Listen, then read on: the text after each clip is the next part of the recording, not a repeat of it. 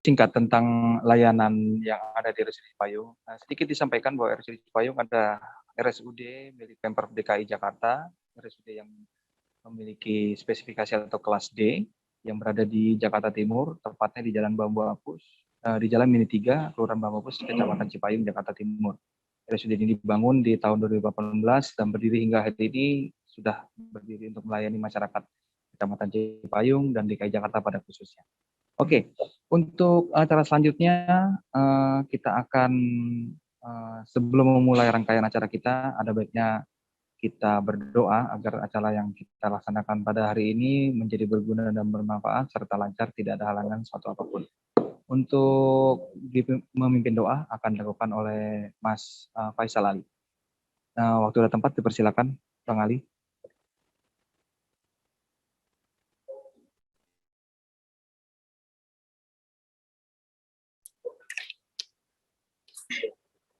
Bismillahirrahmanirrahim. Assalamualaikum warahmatullahi wabarakatuh. Teman-teman, perkenalkan saya Faisal Ali Marzuki. Saya dari RSUD Cipayung dan panitia untuk Basic to Advanced Kardiovaskular. Ya, izinkan saya untuk memimpin doa teman-teman sekalian sebelum dimulainya acara ini. Untuk yang beragama Islam boleh mengikuti seruan dari saya. Untuk yang beragama lain mungkin bisa berdoa menurut kepercayaan dan agama masing-masing. Untuk yang beragama Islam, Bismillahirrahmanirrahim. Alhamdulillahirabbil alamin. Alhamdulillahirabbil alamin. Kepada teman-teman semua, semoga diberikan kesehatan dan dilancarkan untuk acara ini sampai akhir dan segala sesuatunya dimudahkan. Bismillahirrahmanirrahim. Kita baca Al-Fatihah. Al-Fatihah. Alhamdulillahirabbil alamin. Ar-Rahmanirrahim. Maliki yaumiddin. Iyyaka na'budu wa iyyaka nasta'in. Ihdinas siratal mustaqim. Siratal ladzina an'amta 'alaihim ghairil maghdubi 'alaihim waladdallin. Amin. Rabbana atina fid dunya hasanah wa fil akhirati hasanah wa qina adzabannar. Subhana rabbika rabbil izzati amma yasifun.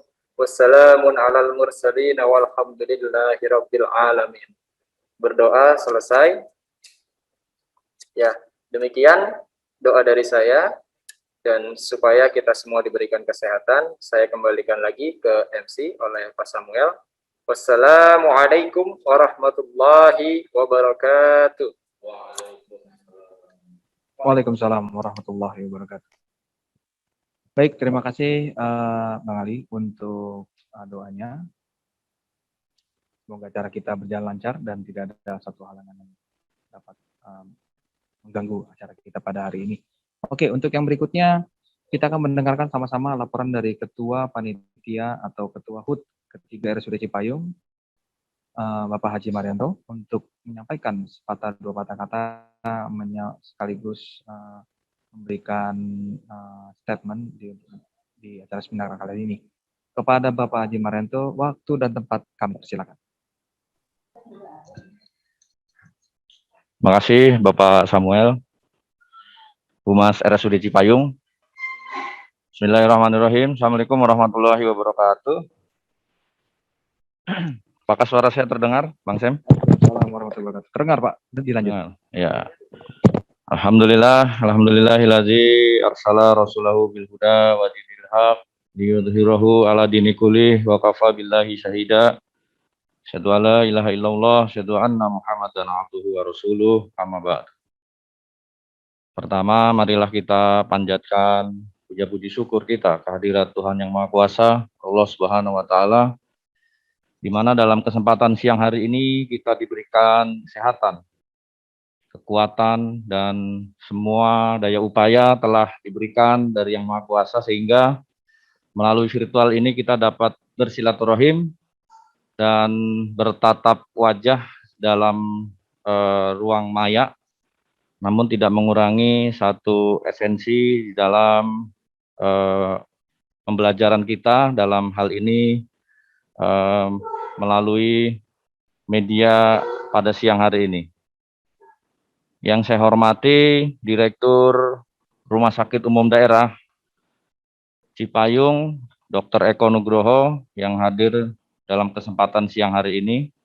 Dan yang saya hormati juga seluruh jajaran manajemen RSUD Cipayung yang tidak saya sebutkan namanya satu persatu, namun tidak mengurangi rasa hormat dan takzim saya selaku panitia HUT RSUD yang ketiga.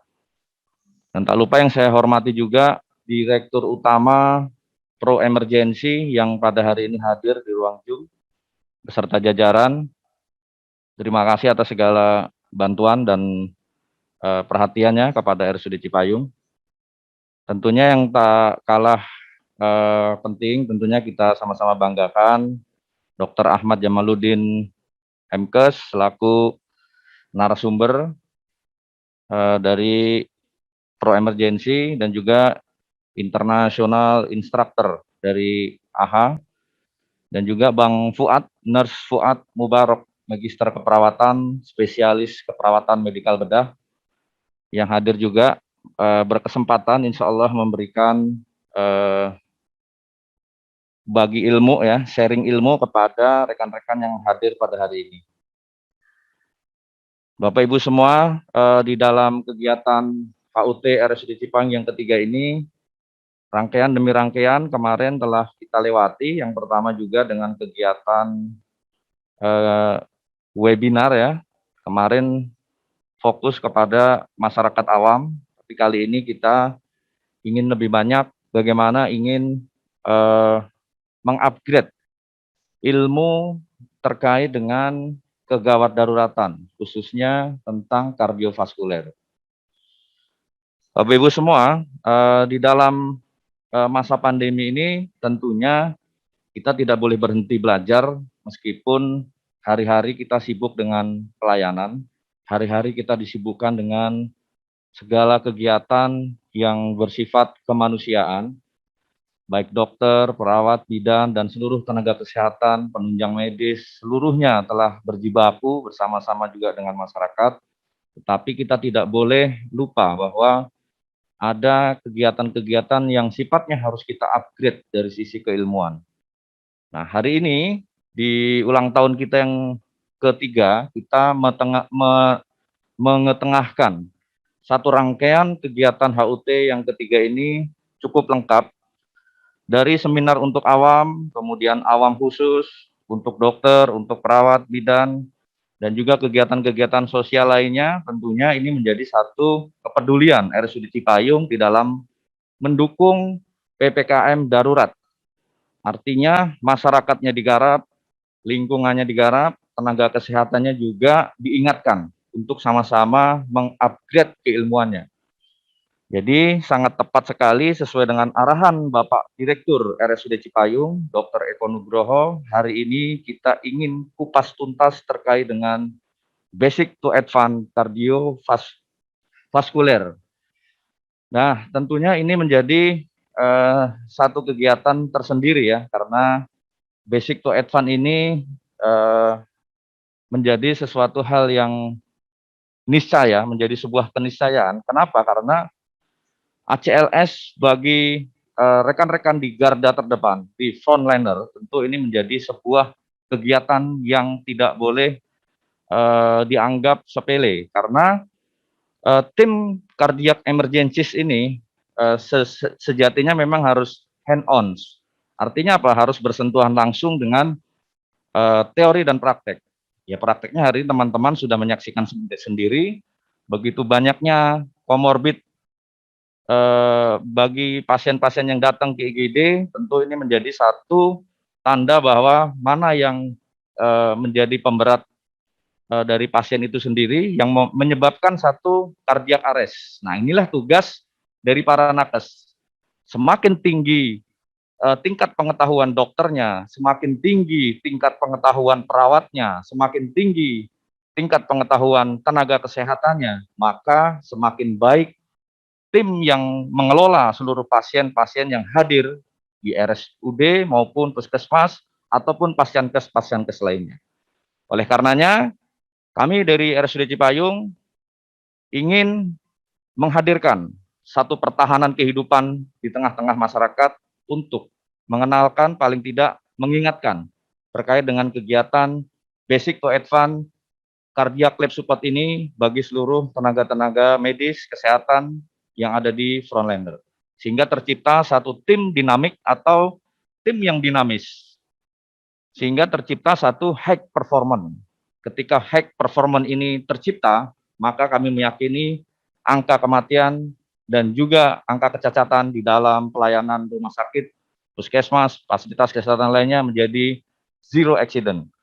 Dan tentunya bagaimana update keilmuan ini, apakah pasien COVID nanti ditiup-tiup atau tidak? Nah, nanti akan dikupas lebih dalam, apakah cukup dengan kompresi atau dengan kegiatan mouth to mouth? Nah, ini tentu akan dikupas oleh dua narasumber yang sudah tak asing bagi kita semua, yaitu Dr. Jamal dan Nurse Fuad yang selalu mengudara melalui Zoominar atau Zoomergency yang selalu diselenggarakan oleh Pro Emergency maupun lembaga-lembaga yang hari ini selalu mengundang keduanya. Tetapi kami ingin sampaikan bahwa keduanya ini ada di Pro Emergency yang sudah mengantongi izin dari authorized dari AHA langsung. Jadi untuk lebih lengkapnya nanti teman-teman, seluruh dokter, seluruh perawat bisa mengikuti secara lengkap kegiatan BTCLS maupun ACLS di RSUD Cipayung. Nanti akan ada jadwalnya yang akan disampaikan oleh Bapak MC kita, Bapak Humas, Bapak Samuel Manusun. Kapan waktunya nanti akan disampaikan. Tapi paling tidak hari ini sebagai salam pembuka, bagaimana up to date dari advance cardiac life support dalam pelayanan hari ini yang sangat dibutuhkan. Barangkali itu saja laporan dari saya mewakili seluruh teman-teman panitia HUT RSUD Cipayung yang ketiga. Selamat mengikuti seminar nasional Basic to Advance Cardiac Life Support. Semoga menambah hasanah keilmuan bagi rekan-rekan semua. Tetap jalankan prokes, tetap semangat, tetap optimis melewati masa pandemi. Bangkit dan merdeka. Wassalamualaikum warahmatullahi wabarakatuh. Waalaikumsalam warahmatullahi wabarakatuh. Baik, terima kasih atas sambutannya Bapak Haji Marianus selaku Ketua Panitia HUT RSUD Cipayung. Untuk yang berikutnya kita akan mendengarkan sambutan dari Direktur RSUD Cipayung, Dr. Eko Nugroho Budi Prasetya. Untuk waktu dan tempat kami persilakan, Dok. Assalamualaikum warahmatullahi wabarakatuh. Selamat siang semuanya, rekan-rekan, salam sejahtera. Alhamdulillah hari ini kita masih diberi kesehatan. Kita syukuri dan atas rahmat dan hidayah Allah Subhanahu wa taala kita masih bisa berkumpul hari ini di acara seminar Basic to Advanced Cardiac Life Support dalam rangkaian acara kegiatan HUT RSUD Cipayung yang ketiga. Alhamdulillah juga nih di tengah pandemi ini kami dari RSUD Cipayung dapat melaksanakan memperingati HUT yang ketiga bagi RSUD Cipayung, yaitu dengan tema 3 tahun RSUD Cipayung Bangkit dan Merdeka, yang hampir berbarengan juga dengan HUT DKI yang ke-94, kemudian juga nanti puncaknya adalah hampir berbarengan juga dengan HUT RI. Temanya sendiri ini memiliki makna, yaitu kita bangkit dan merdeka dalam makna itu dalam pemulihan ekonomi maupun pemulihan di bidang kesehatan dalam menuju kota yang berketahanan, kota yang berkelanjutan yang menggambarkan harapan warga Jakarta untuk bangkit. Jadi harapannya kita dapat bangkit dan merdeka dari pandemi COVID ini hingga nantinya dapat beraktivitas kembali dan memulihkan segala sendi-sendi kehidupan seperti semula lagi. Dengan izin dari dan atas izin dari Tuhan Yang Maha Esa, dari Allah Subhanahu wa taala, kita RSUD Cipayung dapat memperingati ulang tahun ini dengan beberapa rangkaian kegiatan. Ya salah satunya adalah kegiatan hari ini yaitu di bidang keilmiahan. Kemudian juga akan ada lagi rangkaian-rangkaian kegiatan itu baik di bidang sosial, kemudian kemarin sebelumnya juga sama tentang keilmiahan untuk masyarakat awam. Kemudian ada juga nanti perlombaan-perlombaan yang akan diselenggarakan yang baik bentuknya pun masih berupa virtual, di mana di era pandemi ini, apalagi di PPKM Mikro ini kita tidak bisa melakukan kegiatan kumpul-kumpul. Kemudian harapannya juga dalam 3 tahun RSUD Cipayung yang ketiga ini, semoga RSUD Cipayung ini semakin maju, semakin berkembang, dapat dalam memberikan pelayanan kesehatan perorangan secara paripurna, yang menyediakan layanan rawat inap, rawat jalan, rawat darurat, kamar operasi, baik pelayanan pasien COVID maupun COVID di RSUD Cipayung. Serta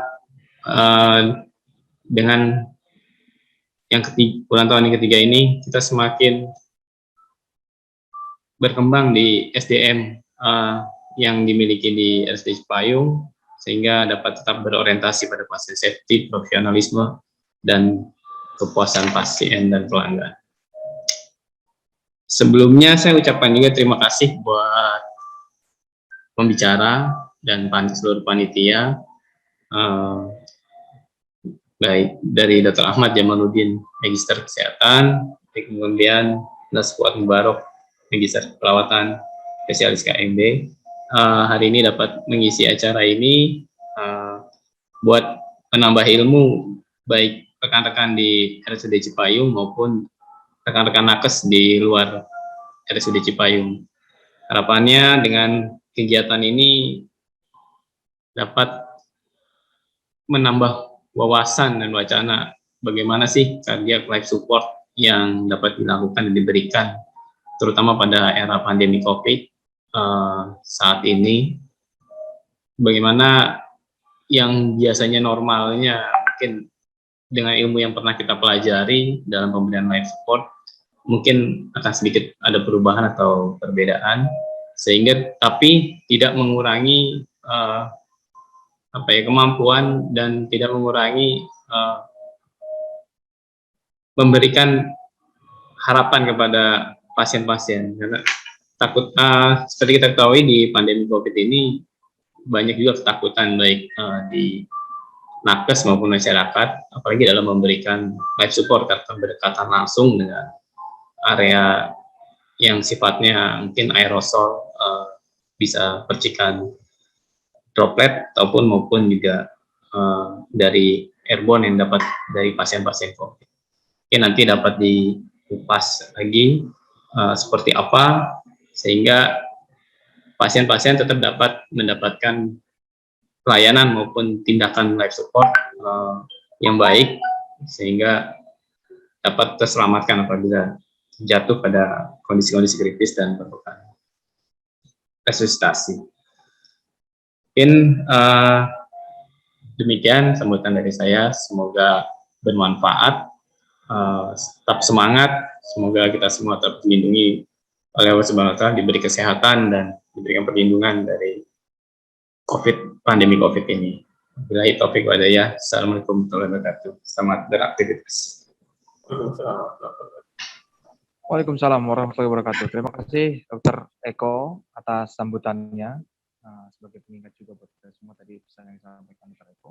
Oke, tanpa berpanjang-panjang, kita akan langsung masuk menuju materi dari seminar kita kali ini, yaitu Basic to Advanced Cardiovascular Life Support During Pandemic COVID-19. Nah, sebelum kita mulai, saya cek dulu kepada Ibu moderator kita, Kasatpol Keperawatan RSUD Cipayung, Nurse Haji Yuhemi Eskep. Ibu Emi, apakah sudah bisa untuk mendengar dan suaranya sudah terdengar? Baik. Siap, Bu. Baik, sudah siap untuk dimulai, Bu ya? Siap, Pak. Apakah suara saya terdengar? Terdengar. Baik, terima kasih. Oke, siap. Baik, untuk itu kita langsung masuk saja kepada materi inti dari seminar kita kali ini, yaitu seminar Basic to Advanced Cardiovascular Life Support During Pandemic COVID-19 bersama moderator Nurse Haji Yuhemi Eskep, Kasatpol Keperawatan RSUD Cipayu. Waktu dan tempat dipersilakan. Baik, terima kasih kepada Pak Samuel. Sebelum materi, nanti kita ada 30 menit, 15 menit nanti Dr.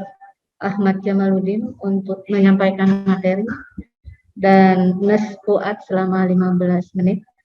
Namun sebelumnya tak kenal maka tak sayang, maka saya akan baca kurikulum fittingnya dari Dr.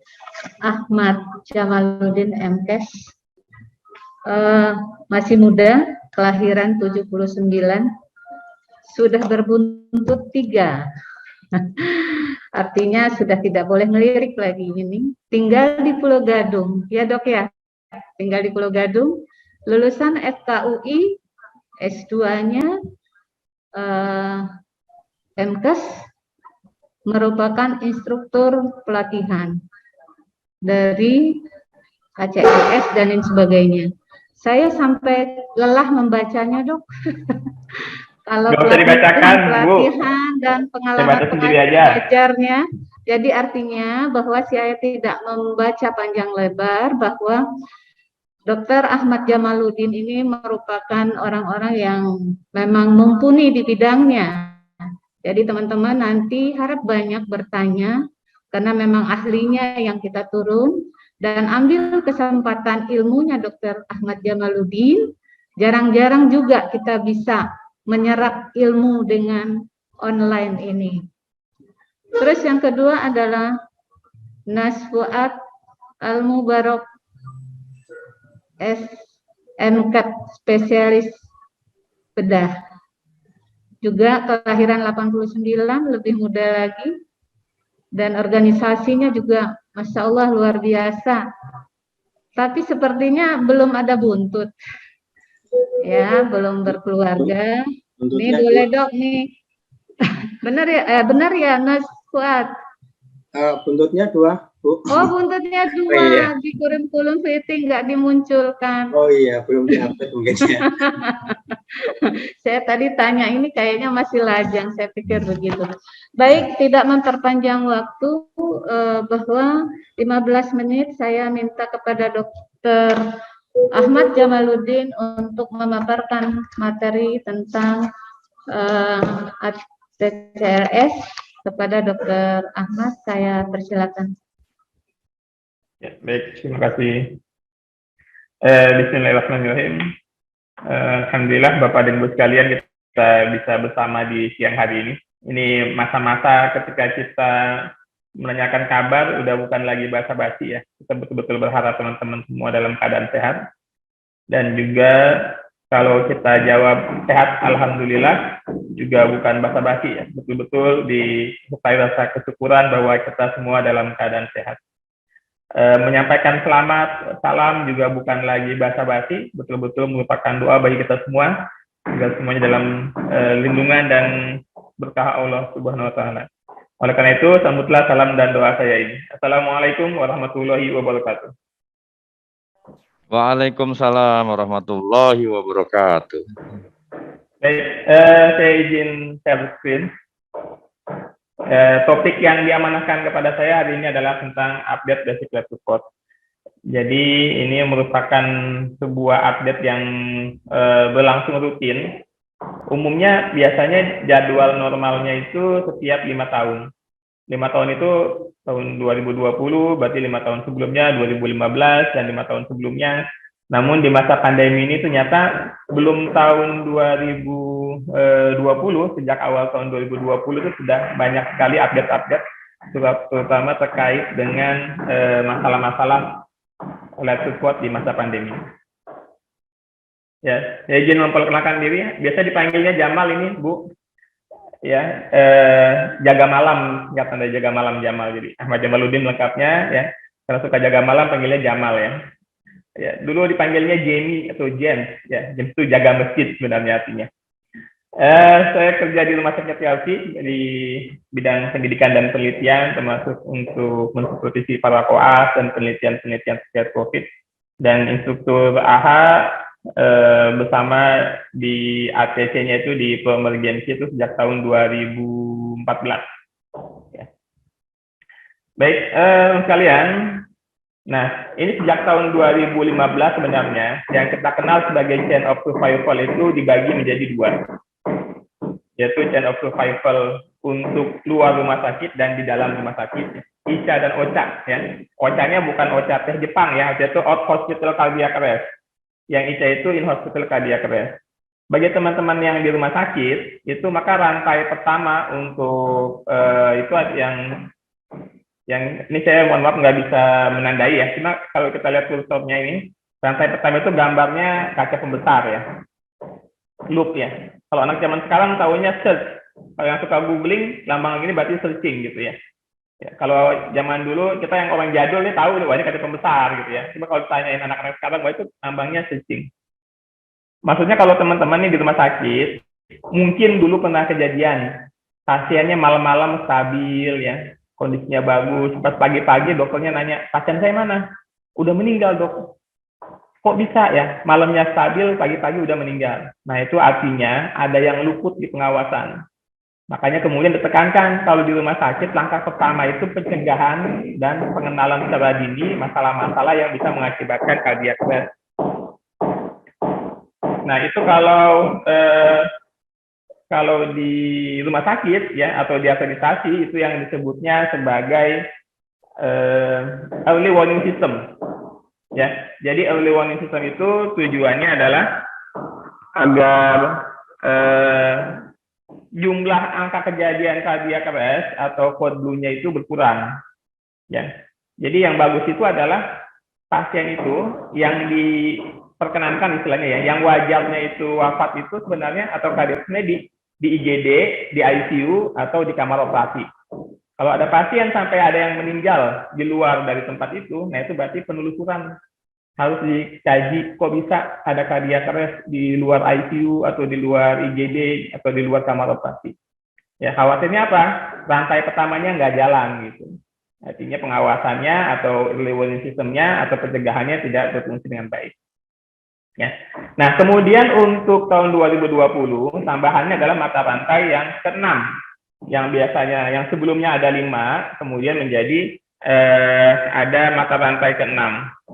Nah, mata rantai ke-6 ini yang disebut sebagai langkah recovery. Nah, ini baru muncul di guideline tahun 2020 ya. Jadi pertimbangan untuk munculnya mata rantai recovery ini, yang pertama adalah bahwa kalau habis mengalami cardiac arrest atau henti jantung, ya survivornya ini itu membutuhkan rehabilitasi yang menyeluruh, yang multimodal, gitu ya. Sebenarnya banyak aspek yang perlu kita pulihkan kembali dari pasien ini, dari mulai secara fisik, secara neurologis, ya, selain juga kardiovaskulernya. Nah, kemudian juga setelah keluar dari rumah sakit pun masih terus dipantau secara komprehensif dan multidisiplin. Nah, ini mencakup perencanaan penanganan dari mulai rehabilitasi dan penanganan medisnya. Ya. Baik. Nah, ini kita lanjut untuk langkah-langkah basic life support. Jadi teman-teman sekalian, langkah-langkah ini sebenarnya disesuaikan dengan kategori penolong. Sebenarnya secara umum, ya, dulu itu kita kategorinya 2, yaitu awam dan tenaga kesehatan atau healthcare provider. Nah, healthcare provider ini sendiri sebenarnya tidak berarti seluruh tenaga kesehatan, tapi yang memberikan healthcare, gitu, memberikan pelayanan.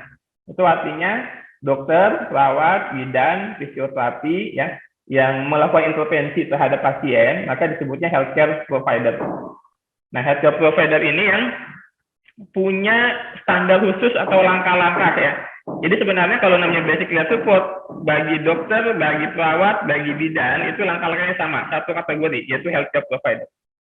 Nah, kemudian ada kategori lain, yaitu penolong awam atau lay rescuer. Ya, yang lay rescuer ini kemudian juga dibagi orang awam yang terlatih dan tidak terlatih.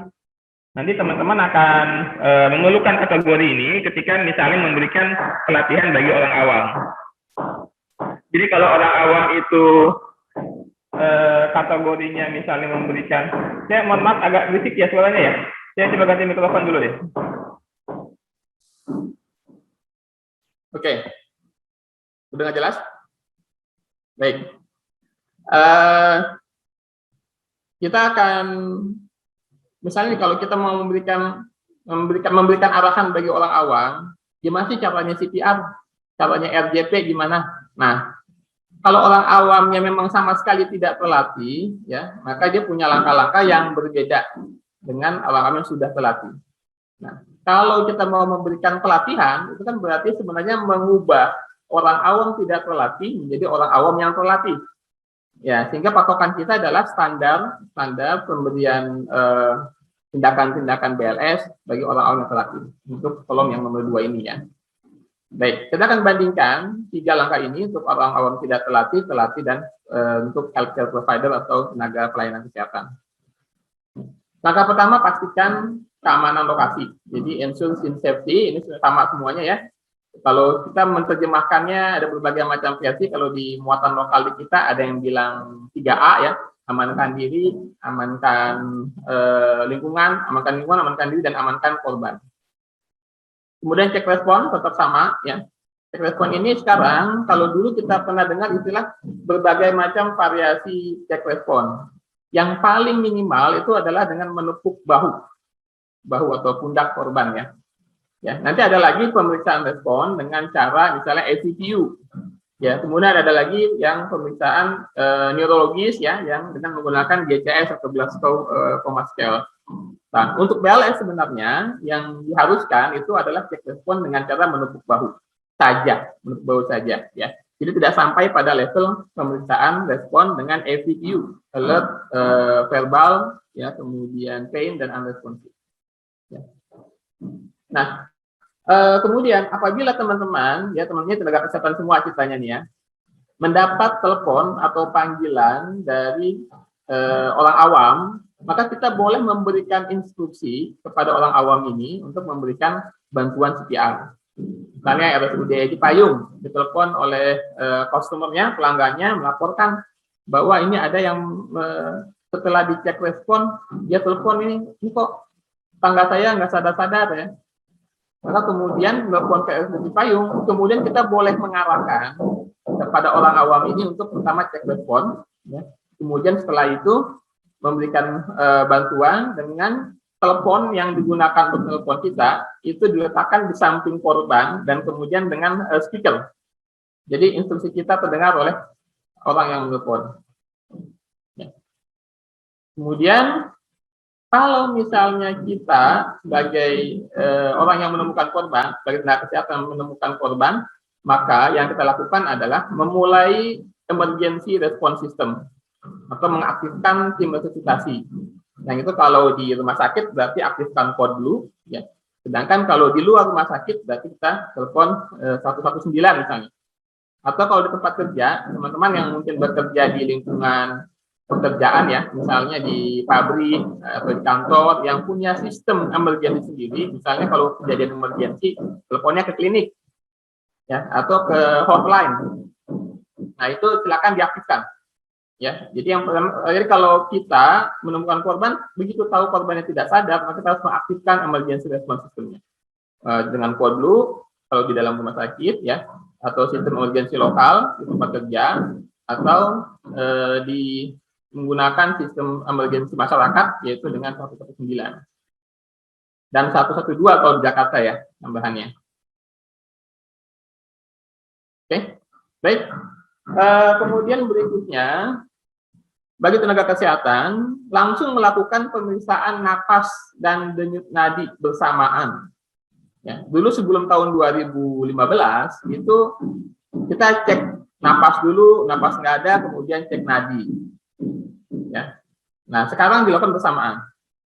Karena kaitannya dengan bagaimana memberikan chest compression yang berkualitas, yaitu dengan mempersempit jedanya.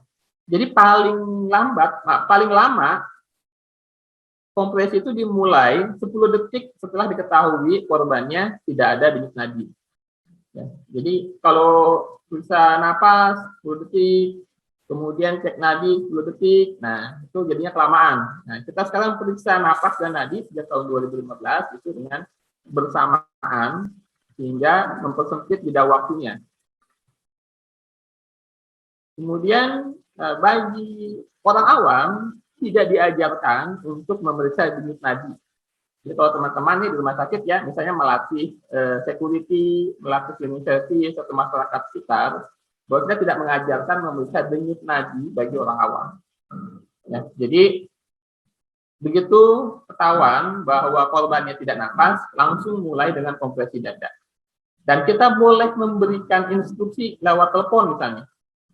Jadi masyarakat telepon bilang, saya ngelihat ini korbannya nggak nafas, maka kita boleh memberikan instruksi lakukan RJT, lakukan kompresi dada.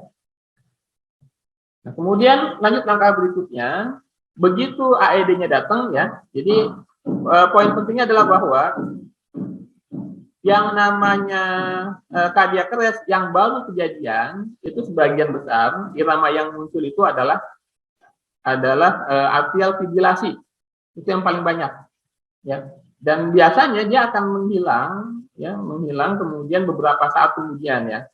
Nah, jadi masalahnya nih kalau kita di IGD kebanyakan kalau pasien datang rata-rata udah asistol gitu, sebenarnya kelamaan ya, jadi akibatnya defibrilasi tidak bisa dilakukan. Nah, jadi sebenarnya kalau saya sedikit ulang sedikit ya mengenai kondisi pasien-pasien yang mengalami cardiac arrest di luar rumah sakit. Di Amerika itu datanya adalah angka survivalnya hanya sekitar 11%. 11% ya. Jadi kalau ada kejadian cardiac arrest di bawah rumah sakit, yang selamat pulang sampai ke rumah itu 11%. Nah, sedangkan yang 11% ini kemudian diteliti lebih lanjut, ya, ternyata kalau dilakukan CPR dan defibrilasi sesegera mungkin setelah korban mengalami cardiac arrest, angka keselamatannya itu meningkat sampai 4 kali lipat, ini sampai 40%, ya, sekitar 37 sampai 40%. Ya, sedangkan kalau didiemin aja, ya, nggak dikompresi, nggak didefibrilasi, cuma dibawa ke rumah sakit, itu yang survive di bawah 7%. Ya, akibatnya apa? Kita mempertimbangkan bahwa defibrilasi harus diberikan sesegera mungkin. Ya, jadi kalau korban baru mengalami cardiac arrest mendadak ya, kemudian dilakukan CPR dan defibrilasi dengan menggunakan AED, dalam 2 menit pertama 80% itu selamat. 80% selamat dalam 2 menit ya. Ya, tapi angkanya akan terus menurun ketika waktunya semakin lama. Jadi kalau misalnya korban mengalami cardiac arrest, kemudian dia mendapatkan defibrilasi lebih dari 8 menit, nah itu nggak ada yang selamat ternyata. Ya. Nah, jadi ini buat PR kita buat di rumah sakit dan di masyarakat. Bisa nggak di rumah sakit, ketika kejadian cardiac arrest, itu langsung ketahuan iramanya apa, dan langsung diberikan defibrilasi. Kurang dari 8 menit. Ini tantangannya nih. Ya, bagi teman-teman yang di UGD maupun yang di ruang perawatan atau di poliklinik.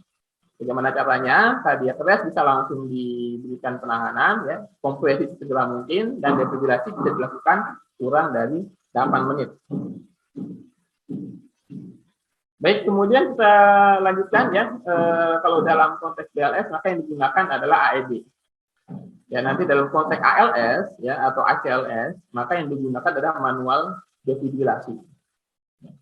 Di sini kita lihat algoritmanya yang terbaru untuk BLS ya. Ya, jadi ini untuk tenaga kesehatan ya. Jadi kalau pada pasien kita periksa ya dalam 10 detik ya, kita periksa napas dan denyut nadi bersamaan. Apabila tidak ada napas, ya, kita lihat arah yang kanan, tidak ada napas, tapi ada denyut nadi. Maka kita memberikan napas buatan saja, Ya, 1 napas setiap 6 detik. Ini yang kita sebut istilahnya bagging ya. Ya, bagging kita berikan napas buatan, namanya sebenarnya rescue breathing. Kita hitung selama 6 detik. Kita berikan setiap 6 detik atau sebanyak 10 kali setiap menit. Ya, sebelum tahun 2020 yang dianjurkan itu kalau nggak salah setiap 5 detik ya. Sekarang kita setiap 6 detik. Jadi ketika kita kasih nafas 1 kali, hitung jedanya selama 6 detik dan jangan kurang. Ya, kita hitung 1, 2, 3, 4, 5, 6. Hitungnya sampai 6, tapi nggak 6 detik. Jadi harus pas 1, 2, 3, 4, 5, 6, nafas. Hitung lagi sampai 6 detik. Ya, atau pakai jeda yang dianjurkan itu pakai istilah ini ya. Istilah misalnya 1.000, 2.000, 3.000, 4.000, 5.000, 6.000 nafas, dia ada jedanya. Atau 1,000, 2,000, 3,000, 4,000, 5,000, 6,000 nafas. Jadi perlu diatur agar tidak hiperventilasi atau tidak kelebihan dalam memberikan nafasnya. Baik, kemudian kita lanjutkan.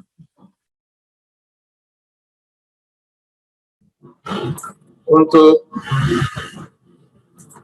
langkah berikutnya ya, yaitu yang pada arah panah yang ke kiri ini ada kondisi di mana tidak ada napas ya.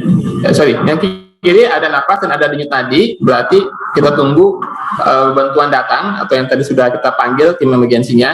Nah, sedangkan ke arah bawah pada algoritma ini apabila tidak ada napas dan tidak ada denyut nadi, ya maka mulai kompresi dada. Nah, ini sebenarnya dari algoritma sebelumnya tidak ada perubahan ya. Kompresi dada 30 kali dengan 2 kali napas dan gunakan AED. Ya, AED kemudian diberikan, ya, dipasang, kemudian kita nunggu aja tuh instruksinya. Apakah iraminya shockable atau non shockable, ya. Dan itu akan dilakukan pemeriksaan ulang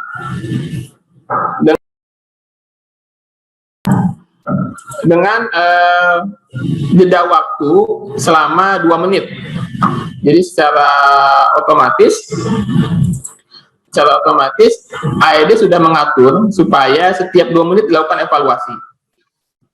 Nah, jadi teman-teman sekalian, yang baru sejak tahun 2015 ini adalah bahwa kita pada BLS ya, pada BLS itu tidak ada jeda setiap 2 menit untuk memeriksa denyut nadi. Ini perlu diperhatikan nih. Ya, jadi 2 menit itu waktunya untuk evaluasi oleh AED. Ya, nah ketika AED mengevaluasi atau menganalisa, maka bagi penolong itu waktunya bergantian, switch ya. Ya, jadi kalau 2 penolong gantian. Gantiannya bukan dengan korban ya, tapi dengan penolong yang lain. Jadi kalau misalnya penolong 1 penolong kompresi dada, penolong kedua kasih napas, maka 2 menit gantian. Ya, bertukar posisi. Tapi tidak memeriksa denyut nadi. Ya, kita periksa denyut nadi pada 2 kondisi. Ya, yang pertama korbannya bergerak.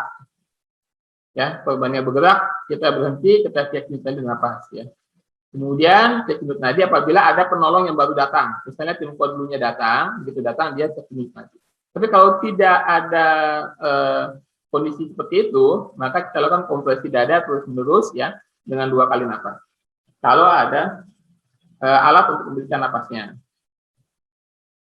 Baik, nah ini ada satu algoritma lagi, yaitu untuk kegawatan atau cardiac arrest yang terkait dengan opioid atau narkoba tipe opiat ya. Nah, ini memang agak menjadi perhatian karena makin banyak kejadiannya, terutama di negara-negara maju. Jadi banyak kondisi-kondisi cardiac arrest atau henti napas dan henti jantung akibat narkoba. Ya. Nah, kurang lebih sebenarnya tidak banyak perbedaan, akan tetapi kita apabila melihat kondisi korban dan mencurigai ada intoksikasi narkoba atau opioid, maka kita memberikan naloxone. Ya, jadi tetap lakukan CPR, ya.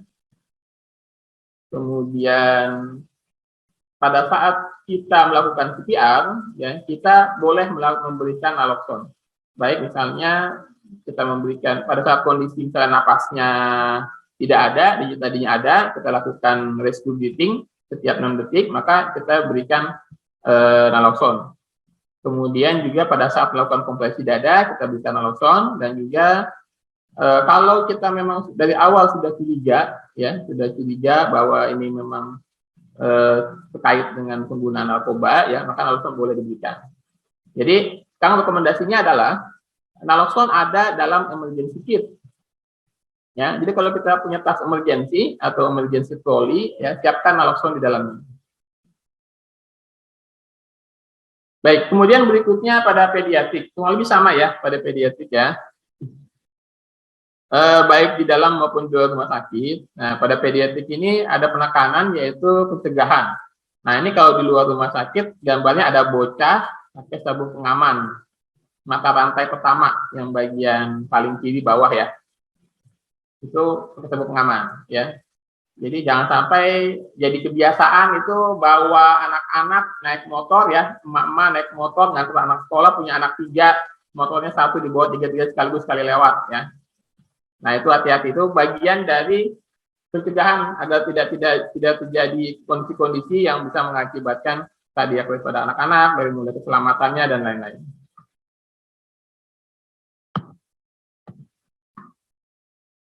Baik, nah ini beberapa penekanan tentang teknik SGP pada bayi dan anak. Yang pertama pada bayi dulu. Ya. Ada 3 cara ya. Ada 3 cara untuk memberikan kompresi dada pada bayi dan anak. Apabila kita seorang diri pada bayi, ya, maka gunakan 2 jari. 2 jari ya. Akan tetapi orang itu jarinya biasanya lemah nih, ya. Ada tipe orang yang jari itu nggak kuat, ya misalnya, atau mudah bengkok, ya. Gunakan 2 jari, jari telunjuk dan jari tengah.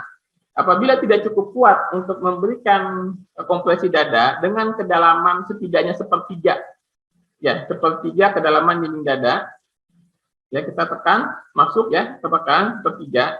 Ternyata pakai 2 jari nggak kuat atau gampang capek, maka gunakan 2 jempol.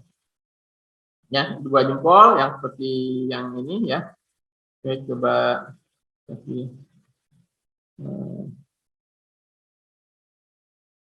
ya, ini contoh 2 jempol ya. Nah, 2 jempol ini sangat dianjurkan, harus dilakukan pada 2 penolong. Jadi penolong pertama melakukan kompresi dada ya dengan 2 jempol seperti ini ya. Kemudian penolong kedua melakukan kompresi dada ya, memberikan napas buatan di bagian atas. Ya, perhatikan posisinya. 1 penolong di bagian bawah, 1 penolong di bagian atas. Ya, lakukan kompresi dengan 2 jempol. Ini untuk bayi, jadi yang usia di bawah setahun. Ya. Kalau kita seorang diri, yang dianjurkan sebenarnya adalah yang dengan menggunakan dua jari. Nah, seperti 2 jari ya. Dengan titik tekannya sama, tepat di bawah nipple line dari bayinya. Nah, karena kalau kita penolong seorang diri, kita memberikan kompresi dada dari sisi samping. Ya, supaya bisa memberikan napas buatan dan kompresi dada dengan posisi yang sama. Jadi yang dianjurkan memang dengan 2 jari. Akan tetapi kalau jari kita ternyata susah untuk menekan dengan kedalaman yang diharuskan, maka gunakan 2 jempol. Jadi boleh yang seperti ini. Ternyata enggak juga nih, misalnya susah ya. Susah dengan jari dan jempol. Maka kita dibolehkan ya, sebenarnya melakukan kompresi dada pada bayi dengan telapak tangan. Nah, ini yang terbaru nih.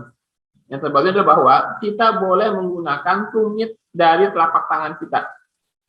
Ini nih ya, penekanan. Nah, ini guideline ini muncul ketika kita berdasarkan penelitian sebelum tahun 2020 itu melihat bahwa kompresi dada itu sebegitu pentingnya sehingga kedalaman 1/3-nya itu harus tercapai. Ketika nggak bisa tercapai dengan 2 jari, nggak bisa tercapai dengan 2 jempol, maka boleh menggunakan tumit dari tangan kita. 1 tangan.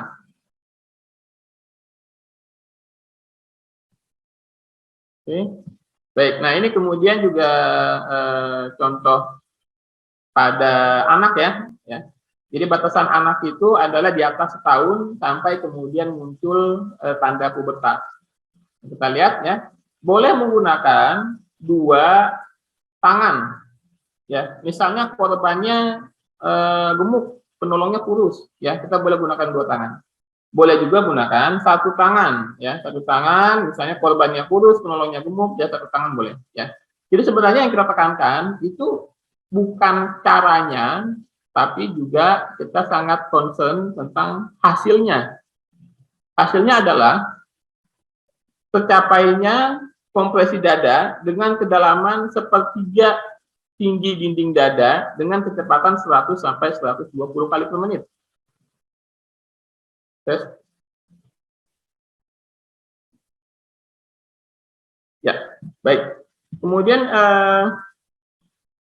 untuk mencapai hasil tersebut, ya maka kita kemudian boleh menggunakan cara yang boleh dengan satu tangan, boleh dengan dua tangan. Yang penting tercapai. Pada bayi juga sama, boleh pakai dua jari, boleh pakai dua jempol, boleh pakai satu tangan. Yang penting tercapai kedalaman yang dimaksud. Baik. Ini ada komentar suara saya terputus-putus. Sekarang gimana, Min? Sudah lancar suaranya? Saya suara dulu. Udah, dengar ya? Baik. Kita lanjut lagi. Nah, ini kemudian ada perbandingan. Nah, ini sebenarnya sama-sama respiratory support pada anak ya, pada pediatrik. Nah, secara umum ya sebenarnya kurang lebih sama tekniknya dengan dewasa dengan berbagai modifikasi. Yang modifikasi yang pertama yang kita perlu perhatikan adalah yang pertama frekuensi napasnya. Apabila pada orang dewasa frekuensi napasnya adalah setiap 6 detik, ya, ini pada rescue breathing ya, denyut nadinya ada, tapi napasnya nggak ada. Kalau pada orang dewasa itu kita berikan setiap 6 detik, ya, gaggingnya setiap 6 detik. Satu kali napas, hitung jeda 6 detik, kemudian kasih lagi. Tapi kalau pada anak, bayi dan anak, kita berikan napasnya setiap 2-3 detik. Dengan target dalam 1 menit tercapai 20-30 kali napas. Jadi frekuensinya lebih sering pada bayi dan anak dibandingkan pada dewasa. Nah, kemudian perbedaan kedua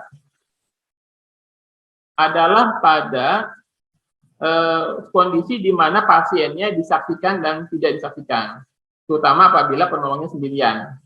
Ya, jadi kalau kita ada 2 penolong, itu langkahnya sama dengan dewasa.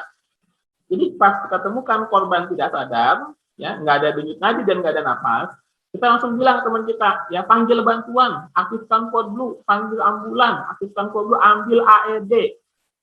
Ya, sambil nunggu teman kita datang, kita lakukan RGP. Masalahnya gimana nih kalau kita sendirian? Nah, kalau kita sendirian kan nggak ada tuh yang bisa diminta tolong ya. Kita teriak tolong-tolong, nggak datang-datang gitu.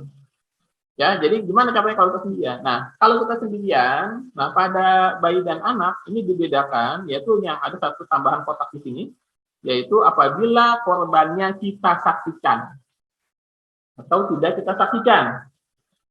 Ya, jadi kalau korbannya kita saksikan, ya saksikan. Misalnya nih anaknya kita saksikan tadinya napas, tiba-tiba jatuh, nggak napas lagi, nggak ada denyut nadi. Berarti itu judulnya witness sudden collapse. Jadi kolapsnya kita saksikan. Nah, apabila kita saksikan seperti itu, maka yang langkah pertama yang penting adalah segera mengaktifkan emergency response system dan kemudian ngambil AED atau defibrillator. Ya, jadi kalau kita saksikan di depan mata kita sendirian, ya nggak ada orang yang bisa kita suruh buat ngambil AED, kita pergi dulu ambil AED, panggil bantuan. Setelah itu balik mulai SJP dengan AED. Ya. Tapi kalau tidak kita saksikan, tahu-tahu kita udah datang, anaknya udah tergeletak. Ya, kemudian kita panggil nggak ada respon, nggak ada nadi, nggak ada napas. Maka kita lakukan RJP dulu, ya selama kurang lebih, kalau di sini dibilangnya 30 kompresi, ya 2 kali napas, ya lakukan dulu. Kemudian setelah itu baru kita ambil AED-nya. Ya. Oke. Nah, jadi kita tunggu ini 2 menit nih. 2 menit atau 5 kali siklus. Ya. Dalam 2 menit nggak ada yang datang bantuin kita tinggal anaknya. Ya, aktifkan emergency response system dan ambil AED. Nah, setelah itu pasang AED-nya, kita tentukan apakah kondisi anaknya perlu diberikan shock atau tidak. Jadi ini ada perbedaan ya buat menurut kalian ya. Kalau pada dewasa pada anak dengan 2 penolong kurang lebih sama dengan korban dewasa, ya, yaitu kita 1 penolong ambil AED dan aktifkan emergency response system, ya. Tapi kalau pada 1 penolong, ya, di mana kita mau ngambil AED atau aktifkan emergency system, anaknya harus ditinggal. Nah, itu boleh kita lakukan apabila kita menyaksikan sendiri di depan mata kita anaknya mengalami cardiac arrest. Baik, ya. Nah, ini beberapa catatan, ya. Jadi sebelum muncul guideline tahun 2020 sudah muncul arahan-arahan dari AHA bagaimana melakukan SGP di masa pandemi. Yang pertama untuk OCA. OCA ini out hospital cardiac arrest di luar rumah sakit, ya. Selalu gunakan alat pelindung diri, ya, masker, handphone, ya, Google atau face shield, ya. Nah, kemudian perbedaannya adalah bahwa kalau tidak ada BVM atau ambubag, ya, maka kita hanya melakukan RJP dengan kompresi saja, hands only, tanpa pemberian napas. Kemudian, ya, korban dan penolong sama-sama menggunakan masker. Jadi korbannya pakai masker, penolong juga pakai masker. Lakukan RJP, ya, RJP tanpa pemberian napas. Nah, itu berarti tidak pakai siklus 30 kompresi 2 kali napas, tapi berikan saja kompresi dada secara terus-menerus sebanyak 100 sampai 120 kali per menit. Baik, kemudian untuk RJP pada anak kurang lebih sama, ya. Jadi tetap gunakan masker, ya, pelindung diri bagi kita dan juga bagi anak yang di atas 2 tahun itu dianjurkan juga kita pakaikan masker.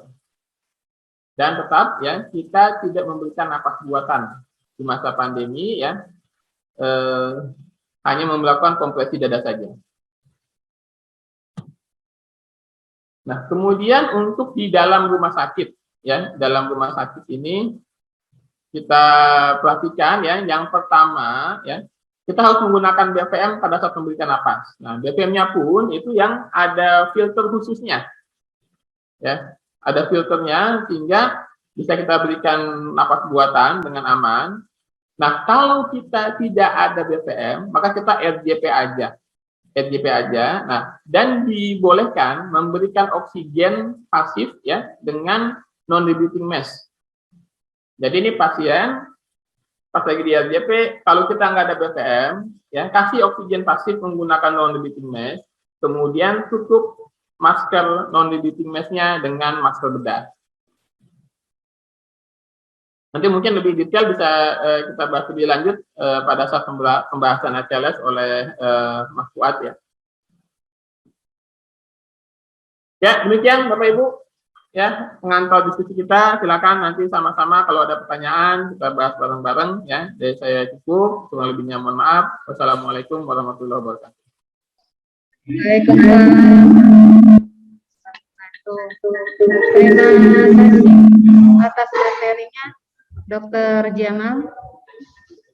Berikutnya adalah saya kasih waktu kepada Nas Fuad Al-Mubarak untuk paparan materinya selama 30 menit.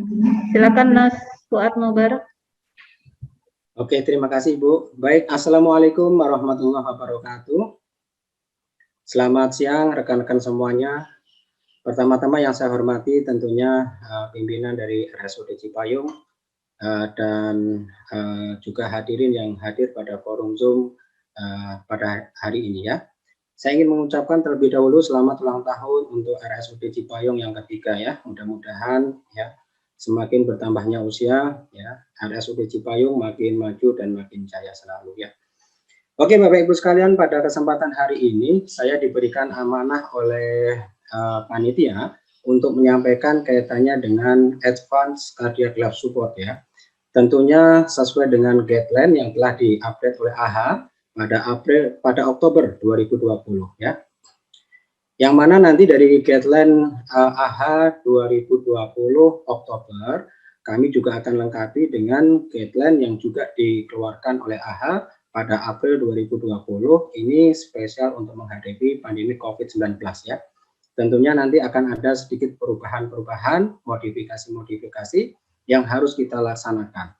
Tujuannya sederhana teman-teman, agar pasien-pasien yang ARES itu dapat survive, ya, dapat ROSC, Return of Spontaneous Circulation, dapat kembali nadi dan nafasnya secara spontan, tetapi tidak membahayakan keselamatan bagi penolong, gitu ya. Mohon izin teman-teman, saya ingin share materi terlebih dahulu. Oke.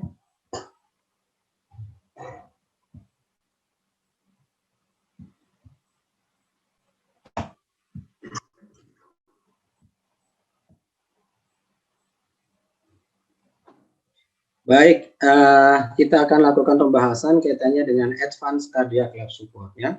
Sekali lagi teman-teman, Bapak Ibu sekalian, materi yang kita sampaikan sudah sesuai daripada update AHA yang terbaru, yaitu Oktober 2020, yang juga nanti kami lengkapi dengan aspek kewaspadaan COVID yang juga sama-sama dikeluarkan oleh AHA pada bulan sebelumnya, yaitu April 2020, ya. Oke teman-teman, kalau kita berbicara kaitannya dengan Advanced Cardiac Lab Support, ya, itu kalau dalam terminologi AHA, berarti kondisi pasiennya in hospital, ya, di dalam rumah sakit. Kalau tadi Dr. Jamal sudah mengetengahkan dengan sangat baik detail kepada kita, bagaimana cara melakukan ARES atau penanganan henti jantung untuk korban-korban yang sifatnya OHCA, ya, out hospital cardiac arrest. Jadi kalau kita bandingkan antara out hospital dengan in hospital, teman-teman, tentunya akan ada sedikit perbedaan, ya. Kalau sudah di dalam rumah sakit, otomatis kita dihadapkan dengan device atau perlengkapan yang lebih lengkap, gitu ya. Kita akan melakukan CPR, kemudian melakukan tindakan defibrilasi, kemudian pemberian medikasi, bahkan sampai nanti melakukan intubasi, ya. Itu semua sudah masuk dalam level advance. Oke, pendahuluan di slide yang pertama ini saya memulai dari latar belakang, ya. Jadi Bapak Ibu sekalian dan rekan-rekan semuanya, kalau kita berbicara kaitannya dengan resusitasi, ya, CPR, pertolongan baik itu out hospital maupun in hospital, jika kita bandingkan sebelum terjadi pandemi dan setelah terjadi pandemi, tentunya akan ada sedikit perbedaan, ya. Ini tidak lepas dari latar belakang bahwa infeksi SARS-CoV ini terus meningkat, ya. Infeksi SARS-CoV-2 terus meningkat dan menyebar luas sehingga berdampak pada kebutuhan untuk memodifikasi praktek resusitasi yang telah ada, ya.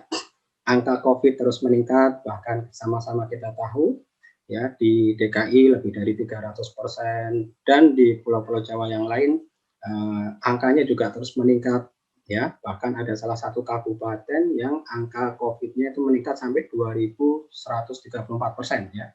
Luar biasa. Terus meningkat dan varian daripada COVID juga terus bertambah, ya. Ada alfa, beta, gamma, delta, ya. Bahkan di headline yang terbaru saya baca barusan ada varian eta sekarang. Tapi belum saya telusuri apakah itu benar atau tidak, ya. Intinya angka COVID terus meningkat, varian makin banyak, resiko bagi terpapar COVID khususnya bagi nakes juga meningkat, ya. Tentunya modifikasi pada praktek resusitasi itu suatu keniscayaan dan suatu keharusan.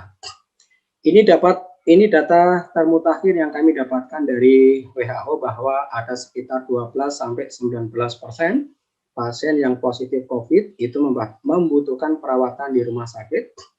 Kemudian 3-6%-nya berada pada kondisi yang kritis.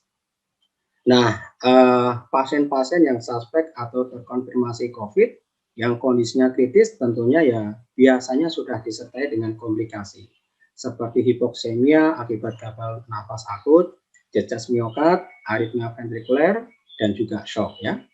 Tentunya komplikasi yang muncul ini semakin meningkatkan potensi bagi korban tersebut untuk terkena cardiac arrest.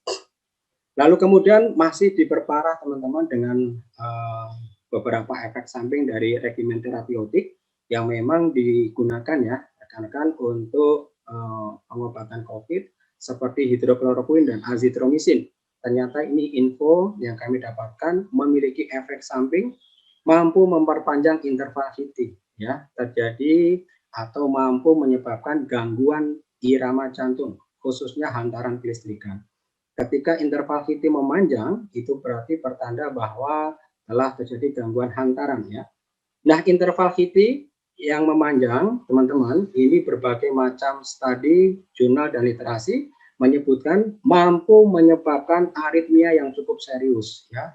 Salah satu yang disebabkan oleh karena prolong VT itu VT polimorfik ya, atau torsade Poisson.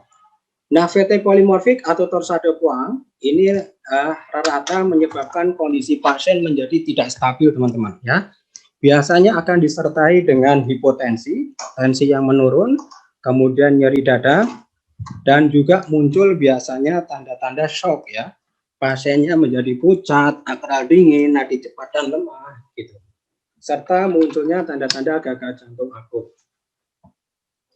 Nah, VT polimorfik yang muncul dan kondisi pasien menjadi tidak stabil apabila tidak ditangani dengan baik, maka dalam waktu yang cukup singkat, kurang lebih ya 4-10 detik ya, 4-10 menit, mohon maaf ya, itu bisa berkembang menjadi aritmia letal atau aritmia yang mengancam nyawa, VT tanpa nadi, VF asistol maupun PEA ya.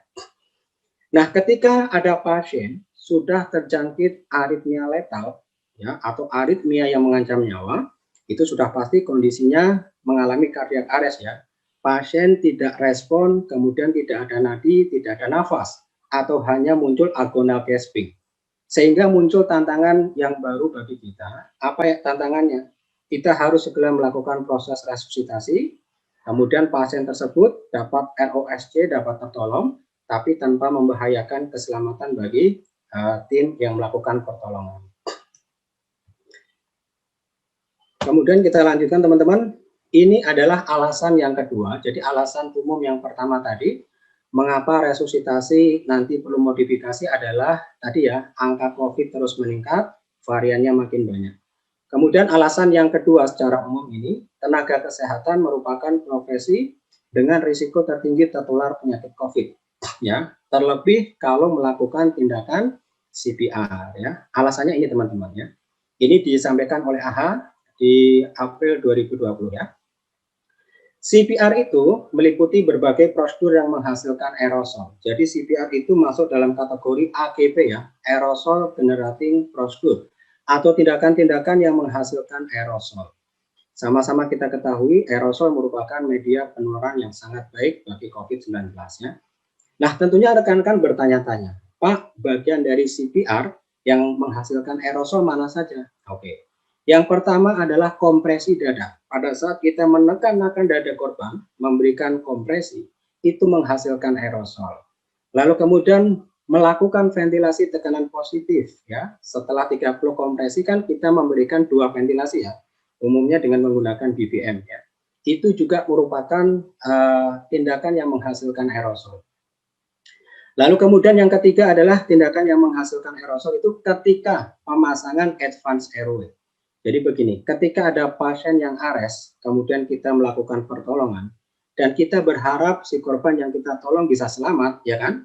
Salah satu syarat yang harus terpenuhi, kita memberikan fraksi oksigen sampai maksimum, ya. FiO2-nya disarankan oleh AHA sampai dengan 100%.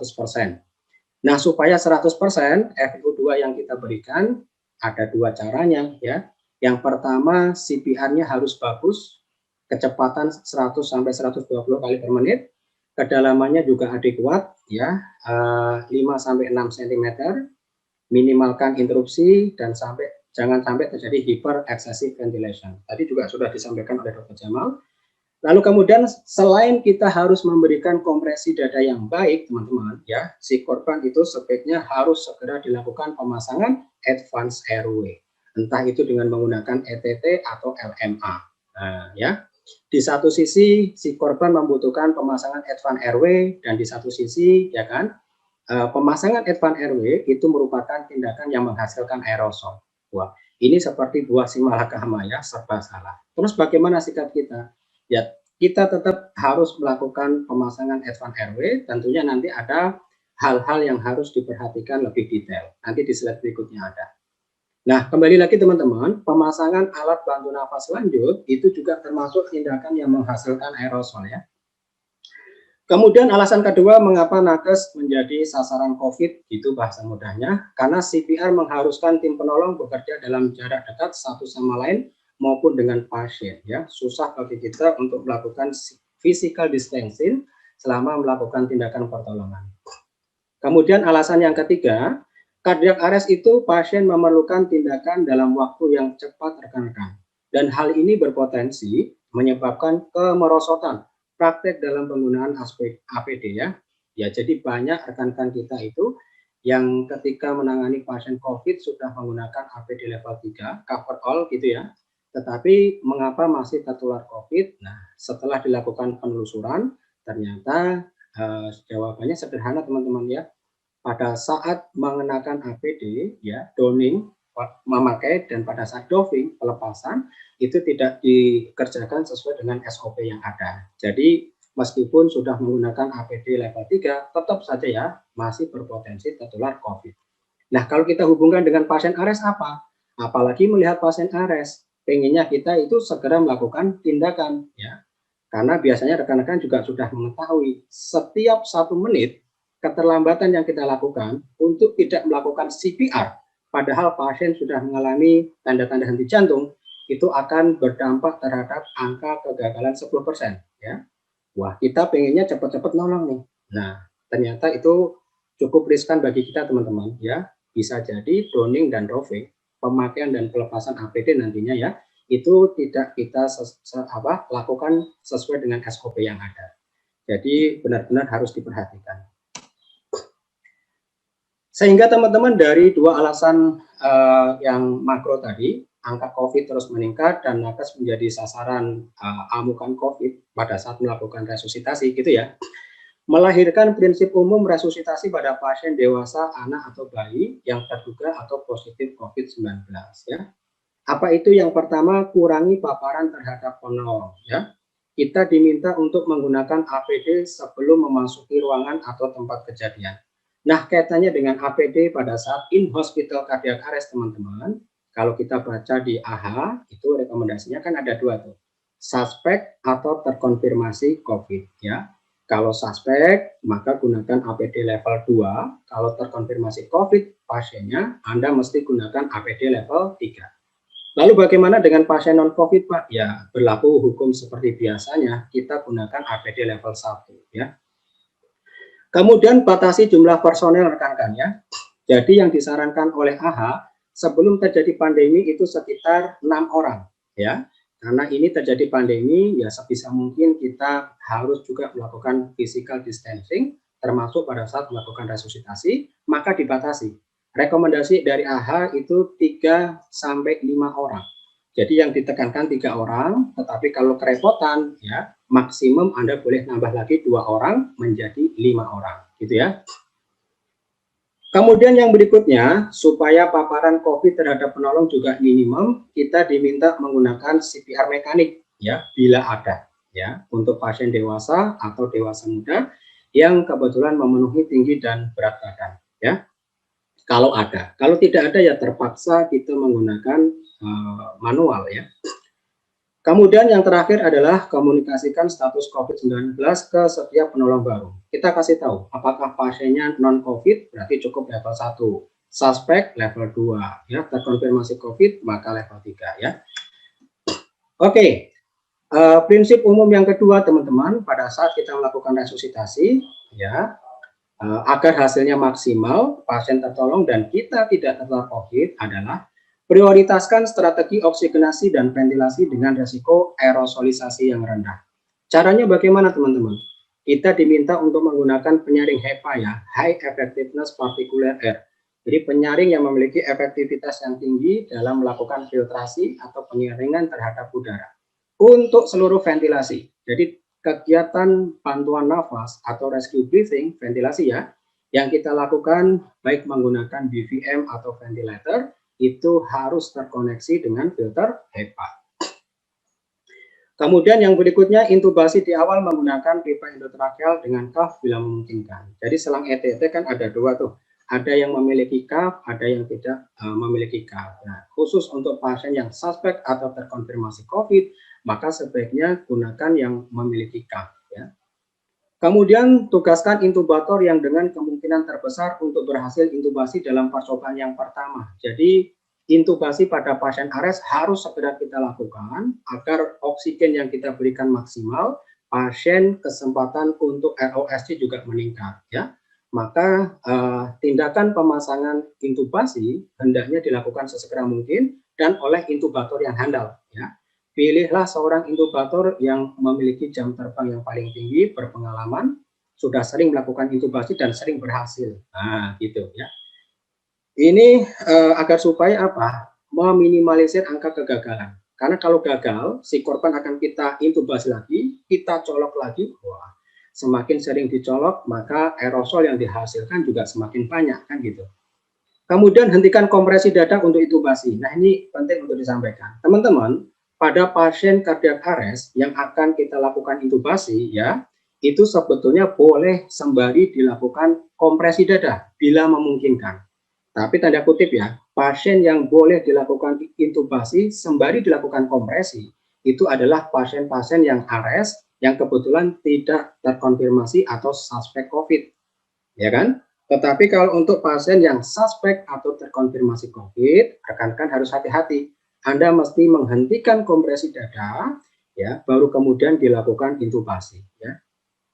Nah, hal penting yang juga harus diketahui teman-teman, pada saat kita menghentikan CPR untuk melakukan pemasangan intubasi, Anda tidak boleh melakukan dalam waktu yang cukup lama, ya, maksimal hanya 10 detik. Nah, yang tadi disebut oleh Dr. Jamal sebagai upaya untuk apa? Meminimalkan interupsi pada saat CPR.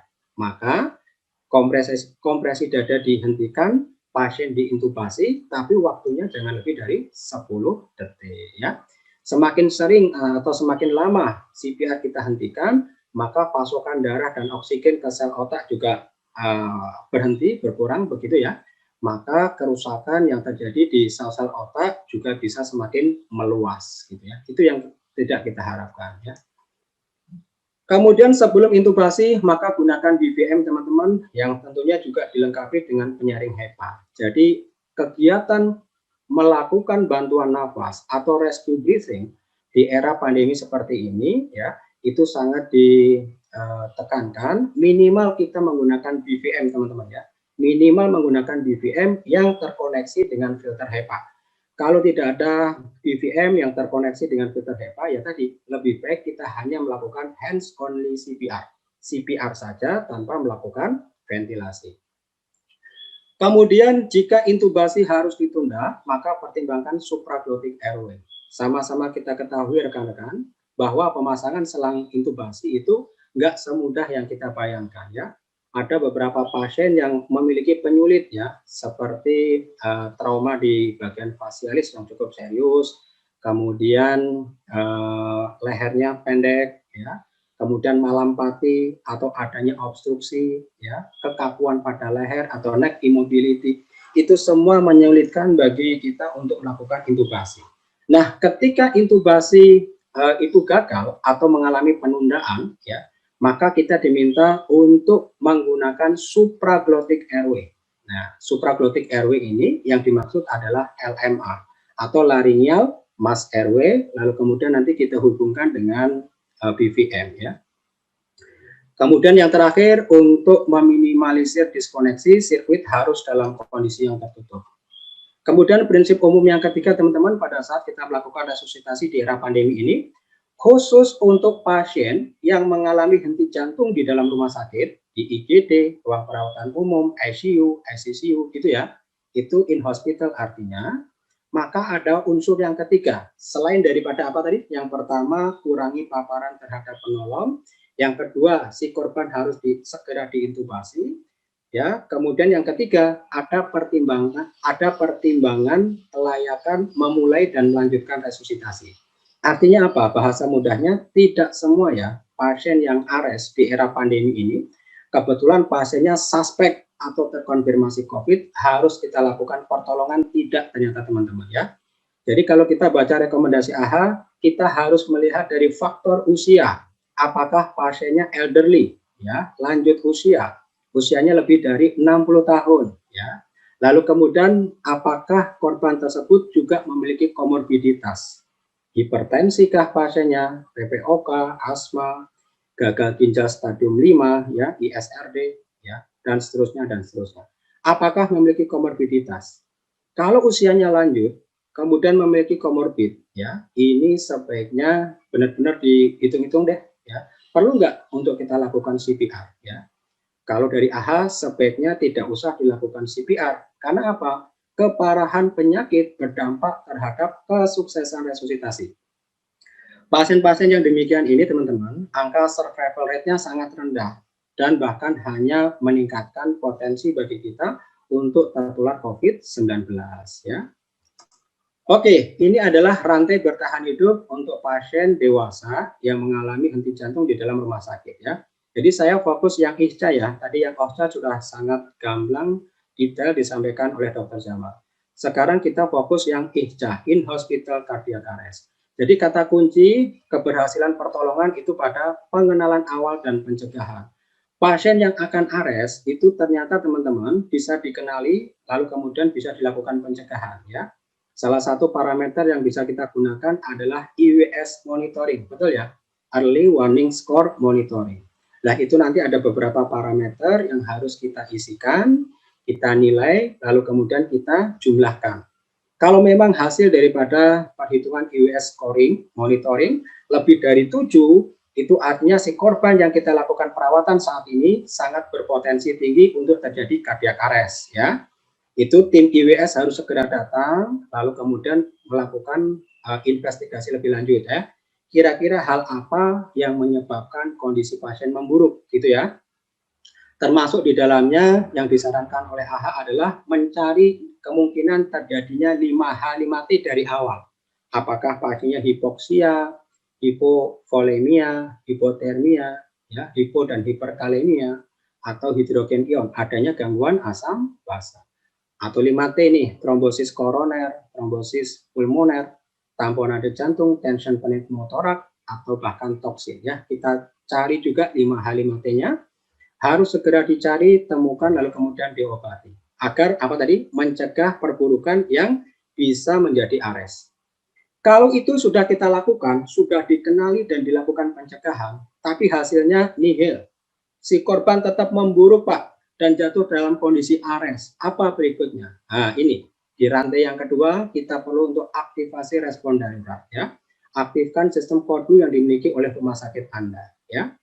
Kemudian berikanlah CPR yang berkualitas tinggi, kemudian tim kordu akan datang, kemudian kalau memang irama menunjukkan shockable rhythm, VT tanpa nadi atau VF, maka harus segera dilakukan defibrilasi sesegera mungkin, ya, supaya angka keberhasilan resusitasinya meningkat.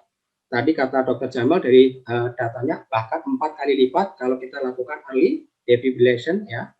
Kemudian kalau pasien sudah tertolong kembali nadi dan nafasnya, maka di tahap berikutnya berikanlah perawatan pasca henti jantung, algoritma ROSC kita mainkan, dan kita lanjutkan dengan fase pemulihan atau rehabilitasi, ya.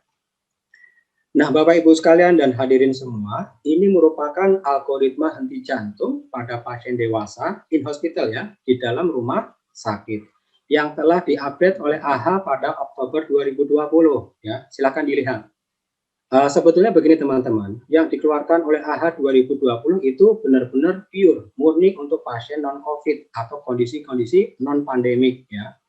Tetapi karena kita masih berada di era pandemi, ya, maka lebih baik kita elaborasikan dengan guideline yang juga dikeluarkan oleh AHA pada April 2020 yang dilengkapi dengan aspek kewaspadaan COVID. Jadi intinya begini, jika kita ingin melakukan pertolongan pada pasien yang ARES di dalam rumah sakit, teman-teman dilihat ya, ini yang kuning-kuning ini tulisannya, ya. Kita diminta untuk menggunakan APD yang lengkap atau sesuai, ya. Tadi sudah disampaikan non-COVID level 1, suspek 2 terkonfirmasi COVID, lebih baik level 3, ya. Kalau pasiennya DOE bagaimana, Pak? Death on arrival, ya. Kalau pasien DOA, kan kita juga nggak tahu statusnya tuh, ya. Apakah dia COVID atau tidak, maka dalam dunia emergensi itu berlaku praduga bersalah, ya. Ini COVID apa tidak? COVID apa tidak? Ya sudah, kita ambil amannya saja, ya. Kita anggap COVID, ya. Kita perlakukan SOP COVID. Itu ya, kita gunakan APD level 3. Setelah kita menggunakan APD yang lengkap, Bapak Ibu sekalian, ya, maka yang kedua batasi personel tim resusitasi. Tadi ya, cukup 3-5 orang saja. Kemudian pertimbangkan kelayakan resusitasi. Ingat ya, harus dinilai, dipilah, dan dipilih. Kalau pasiennya lansia, berkomorbid, ya, dia suspek atau terkonfirmasi COVID, ya speknya tidak perlulah dilakukan resusitasi, ya. Nah, setelah Anda menggunakan APD yang lengkap, membatasi tim resusitasi, dan si korban Anda nyatakan layak untuk Anda lakukan pertolongan, maka mulailah melakukan CPR, ya, sampai petugas kodbu datang. Ketika petugas kodbu datang, maka salah satu di antaranya akan ada yang melakukan pemasangan monitor jantung. Tujuannya adalah untuk melihat apakah iramanya shockable atau tidak. Kalau iramanya ternyata shockable rhythm, VT tanpa nadi atau VF, itu irama yang harus dilakukan defibrilasi itu VT tanpa nadi dan VF, maka yang kita lakukan segeralah melakukan shock, jebret gitu ya, 200 atau 360 joule tergantung dari mesin defibrilator yang kita miliki. Setelah kita memberikan shock yang pertama, lihat lagi teman-teman ya, tetapkan prioritas intubasi, lalu kemudian lanjutkan RCP.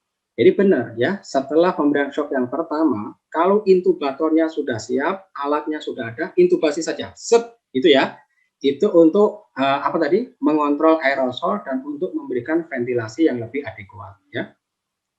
Setelah diintubasi, kemudian baru Anda lanjutkan CPR dan kemudian kita masuk pada algoritma pertolongan VT tanpa nadi dan VF. Nah, seperti ini cara nolongnya. Ini kan kecil-kecil tulisannya, nanti di slide berikutnya kami sudah siapkan dalam bentuk yang deskriptif gitu ya.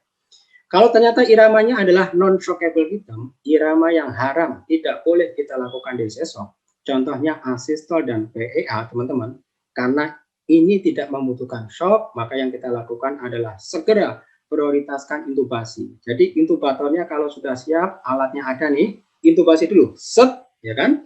Baru kemudian kita lakukan RCP dan kita masuk pada algoritma asistol dan PEA ya.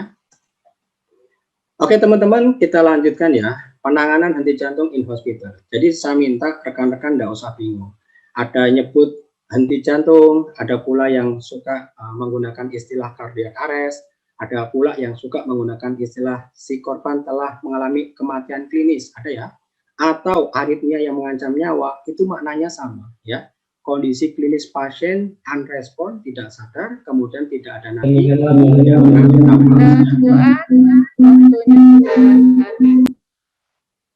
Oke, 5 menit lagi boleh Bu?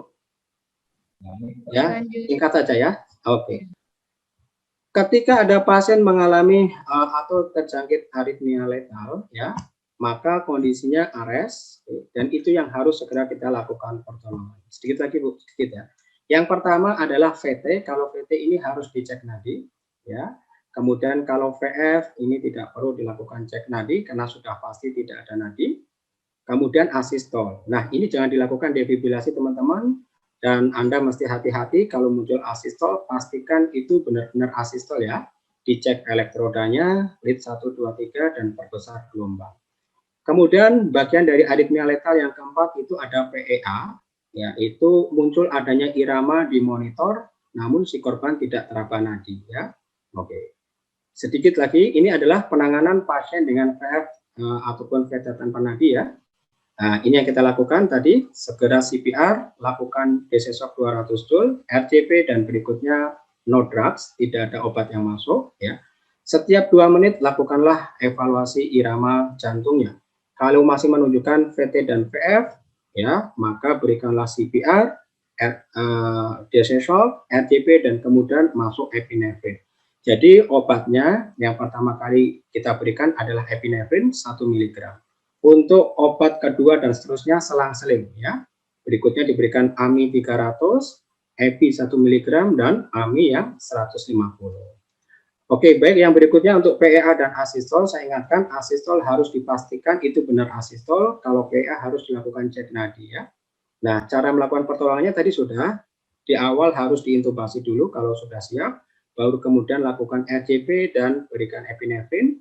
2 menit berikutnya kalau masih menunjukkan asistol dan PEA, CPR kosong, kemudian CPR epinefrin, dan seterusnya. Ya. Ini adalah detail obat yang tadi kita berikan, bahwa epinefrin dosisnya selalu 1 mg, dapat diulang 3-5 menit. Kemudian amiodaron dosis yang pertama 300, dosis yang kedua 150. Ya. Ada alternatif lain ketika amiodaron tidak ditemukan, yaitu lidocain. Ya. Jadi di update 2020 ini lidocain sudah disetarakan oleh AHA dengan amiodaron. Ya. Lidocain dosis pertama 1 sampai 1,5 mg per kilogram berat badan. Kalau dosis yang kedua untuk menggantikan yang 150 itu 0,5 sampai dengan 0,75 mg per kilogram berat badan. Ya. Maksimum diberikan 3 mg per kilogram berat badan. Dikit lagi Bu, mungkin 1 menit lah ya. Hal-hal penting yang harus diperhatikan selama pemberian CPR, jadi terinspirasi dari ini teman-teman. Ya. Dari AHA 2020, jadi begini, kita diminta memberikan oksigen yang maksimal ya, bahkan sampai fraksinya 100%, berikanlah CPR yang berkualitas tinggi, si korban harus segera dilakukan intubasi, dan kalau tersedia waveform kapnograf, segera dipasang untuk menilai atau melihat PETCO 2-nya. Kalau PETCO 2-nya kurang dari 10, berarti CPR-nya nggak bagus, tingkatkan lagi ya, kedalaman dan kecepatan. Atau Anda bisa pula melihat dari diastolic pressure. Kalau kurang dari 20, CPR-nya juga kurang baik, tingkatkan CPR. Gitu. Tadi dosis defibrilasi 200 joule untuk yang bifasik, 360 joule untuk yang monofasik. Epinefrin jeda waktunya 3-5 menit. Amiodaron itu maksimum diberikan 450 dalam setiap periode kardiak arrest ya. Yang paling penting sebetulnya yang terakhir ini, rekan-rekan jarang mengetahui ya. Jika terjadi perubahan irama dari non-shockable rhythm, PEA atau asystole, kemudian di menit-menit berikutnya berubah menjadi shockable rhythm, VT tanpa nadi atau VF, maka pilihannya ada 2. Sesuai dengan guideline tadi ya, go to 5 or go to 7. Kita diminta untuk segera melakukan DC shock plus epinefrin, jika memang di termin sebelumnya, di 2 menit sebelumnya tidak masuk epinefrin. Kalau di 2 menit sebelumnya sudah masuk epinefrin, maka lakukanlah shock plus amiodaron ya. Nanti untuk lebih jelasnya mungkin kita bermain skenario ya, supaya teman-teman jauh lebih paham. Ya. Oke, baik, karena kita keterbatasan waktu, ya kurang lebihnya mohon maaf rekan-rekan semuanya, dan saya kembalikan lagi ke moderator. Terima kasih Ibu. Baik, terima kasih Mas Fuad atas paparannya. Materi pada sore hari ini, tapi ada beberapa yang harus saya ingatkan kepada peserta seminar Basic to Advanced Cardiovascular Life Support di tanggal 13 ini harus absen agar memperoleh sertifikat dan materi yang akan dikirimkan oleh panitia. Sebelum tanya jawab, karena juga waktu yang membatasi kita, jadi saya minta kepada peserta untuk Dr. Ahmad Jamaludin cukup 1 peserta untuk bertanya, dan kepada Mas Fuad juga 1 peserta untuk bertanya. Karena materi ini merupakan cuma selayang pandang ya. Jadi nanti kalau teman-teman ingin memperdalam materi, bahwa kami dari RSUD Cipayung mengadakan pelatihan. Jadi bisa minta lewat ketua panitia kapan pelatihan itu dilakukan, yaitu ada pelatihan ACLS dan BTCLS untuk perawat, ACLS-nya adalah untuk dokter. Jadi bisa menghubungi panitia.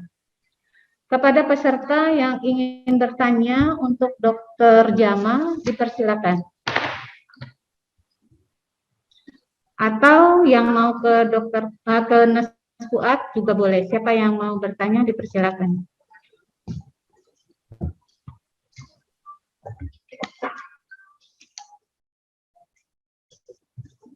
Halo, masih terkoneksi kah? Apa sambil nyambi ya? Jaga Jamal, jaga malam. Ya dok ya. Ayo kepada peserta, mumpung ada narasumber yang ahli, teman-teman boleh bertanya. Untuk 2 pertanyaan silakan.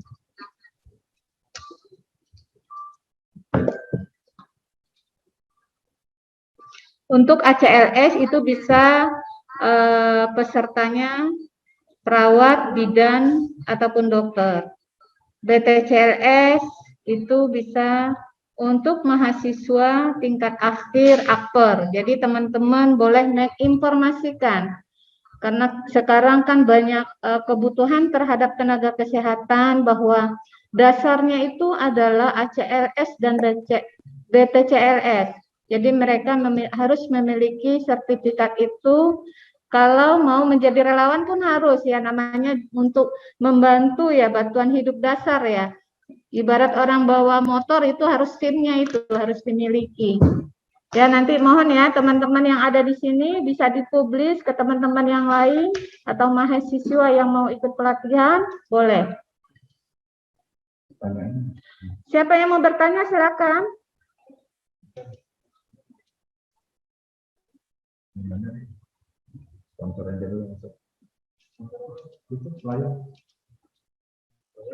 Dinaikin di situ.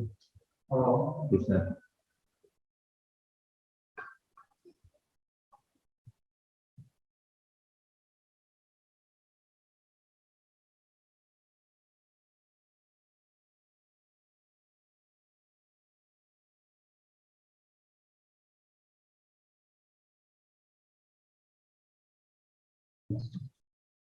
Saya bisa simpulkan materi yang akan tadi yang disampaikan oleh Dr. Jamal bahwa update terhadap life supportnya itu minimal 5 tahun sekali agar ada refreshing terhadap keilmuan dan ada beberapa hal yang harus kita pahami apa sih yang harus dimiliki di troli emergensi dan harus terisi troli emergensi itu adalah naloxone dikarenakan itu adalah sangat penting ya.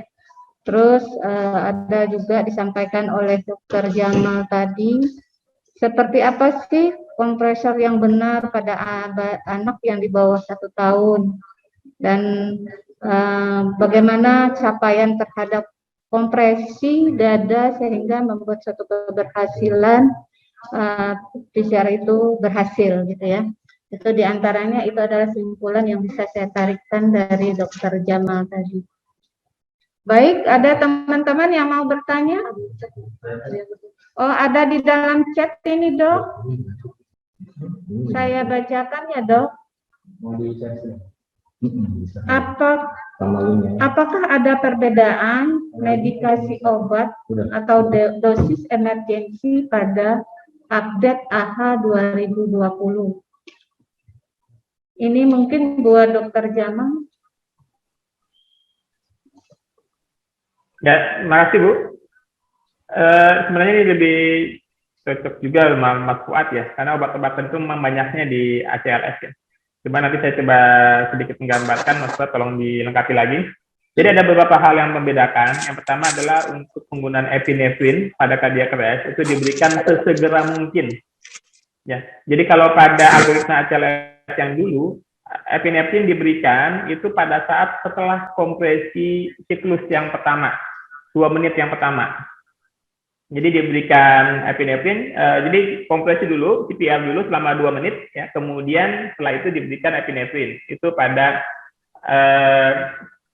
kasus yang non-vokable ya, non-vokable, kemudian RJP 2 menit, kemudian diberikan epinefrin. Nah, kalau Gaden yang baru itu pada saat diketahui bahwa sudah dan didapatkan irama yang non-vokable, maka epinefrin bisa langsung diberikan. Jadi sambil RJP.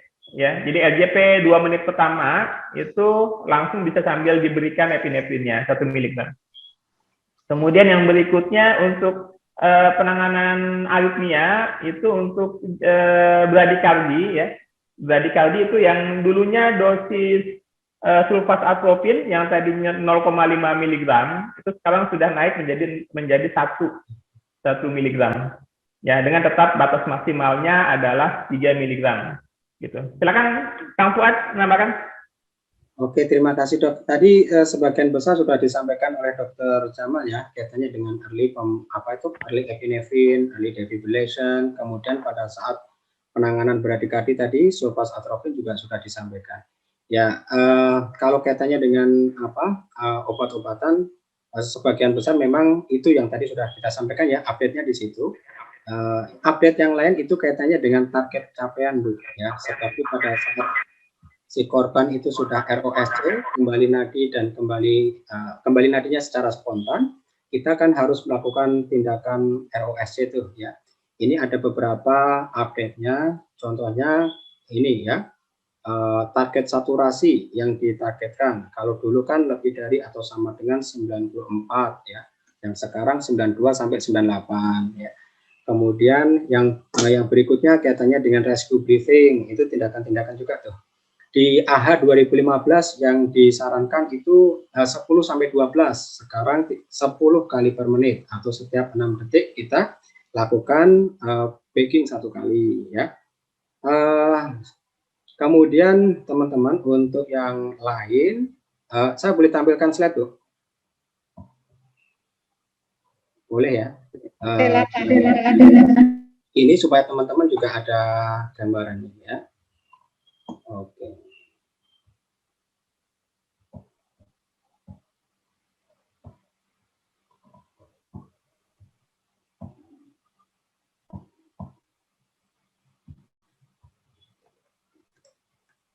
Oke, ini teman-teman yang tadi ditanyakan di tachycardia ya. Tachycardia dan bradikardie, mohon maaf. Ini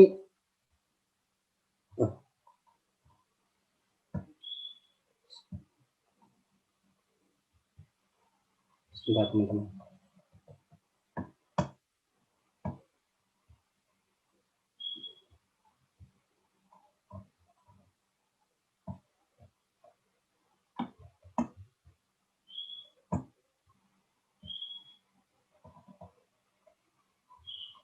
Sebentar, mohon maaf ya teman-teman, tunggu sebentar. Ini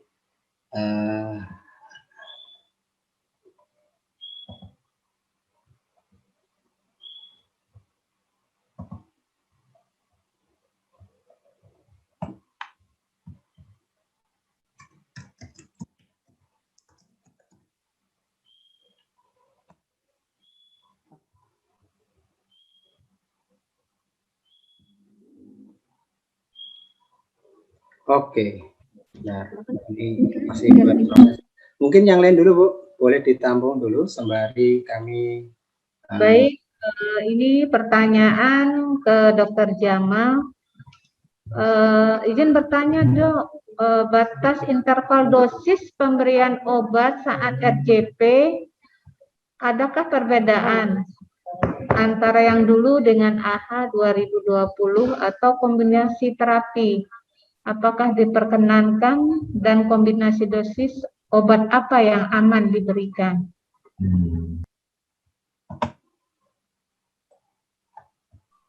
Baik, terima kasih ya. Secara umum terkait farmakologi sebenarnya tidak banyak ada perubahan ya. Jadi obat-obat yang diberikan, kemudian juga bagaimana intervalnya kurang lebih sama. Ya, cuma mungkin yang membedakan tadi yang sudah disampaikan, yang sudah saya sampaikan, yang sudah dibahas juga oleh Kang Fuad ya, yaitu bahwa yang tadi yang terkait dengan jeda waktu atau momen diberikannya epinefrin yang pertama kali ya, yang dilakukan sesegera mungkin. Terus yang kedua juga peningkatan dosis dari atropin. Misalnya atropin ini kan batas maksimalnya tidak berubah, yaitu maksimal 3 mg pada pasien dengan bradikardie, tidak berubah batas maksimalnya. Yang berubah adalah dosis pemberian yang tadinya 0,5 menjadi 1 mg. Dan itu berarti juga batas atau frekuensi atau berapa kalinya diberikan juga berubah. Karena maksimalnya 3 mg ya, tetap sama 3 mg. Yang tadinya pemberiannya bisa diberikan sampai 6 kali, itu berubah sehingga hanya bisa diberikan menjadi 3 kali. Kalau yang lain-lain kurang lebih tidak banyak perbedaan ya, karena farmakologi memang tidak banyak perbedaan untuk obat-obat yang diberikan. Yang tadi yang diberikan itu adalah bagaimana dosis pada pasien, ya. Seperti misalnya epinefrin tetap sama tentang waktunya 3-5 menit pemberiannya tidak berubah. Gitu. Silakan Pak Puan, ini ada tambahan? Oke ya, terima kasih Dr. Jamal. Ini saya izin untuk menampilkan ini ya.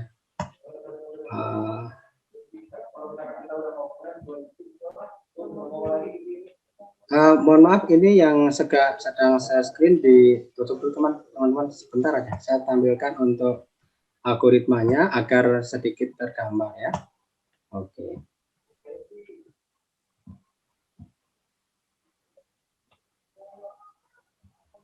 Oke, ini ya, ini yang dilakukan update oleh AHA per Oktober 2020 pada alur penanganan takikardia ya, pasien dewasa kondisinya stabil atau tidak. Jadi intinya begini, kalau kita ketemu pasien yang terjangkit tachyarrhythmia atau bradyarrhythmia di fase awal yang kita lakukan identifikasi, apakah kondisinya stabil atau tidak ya.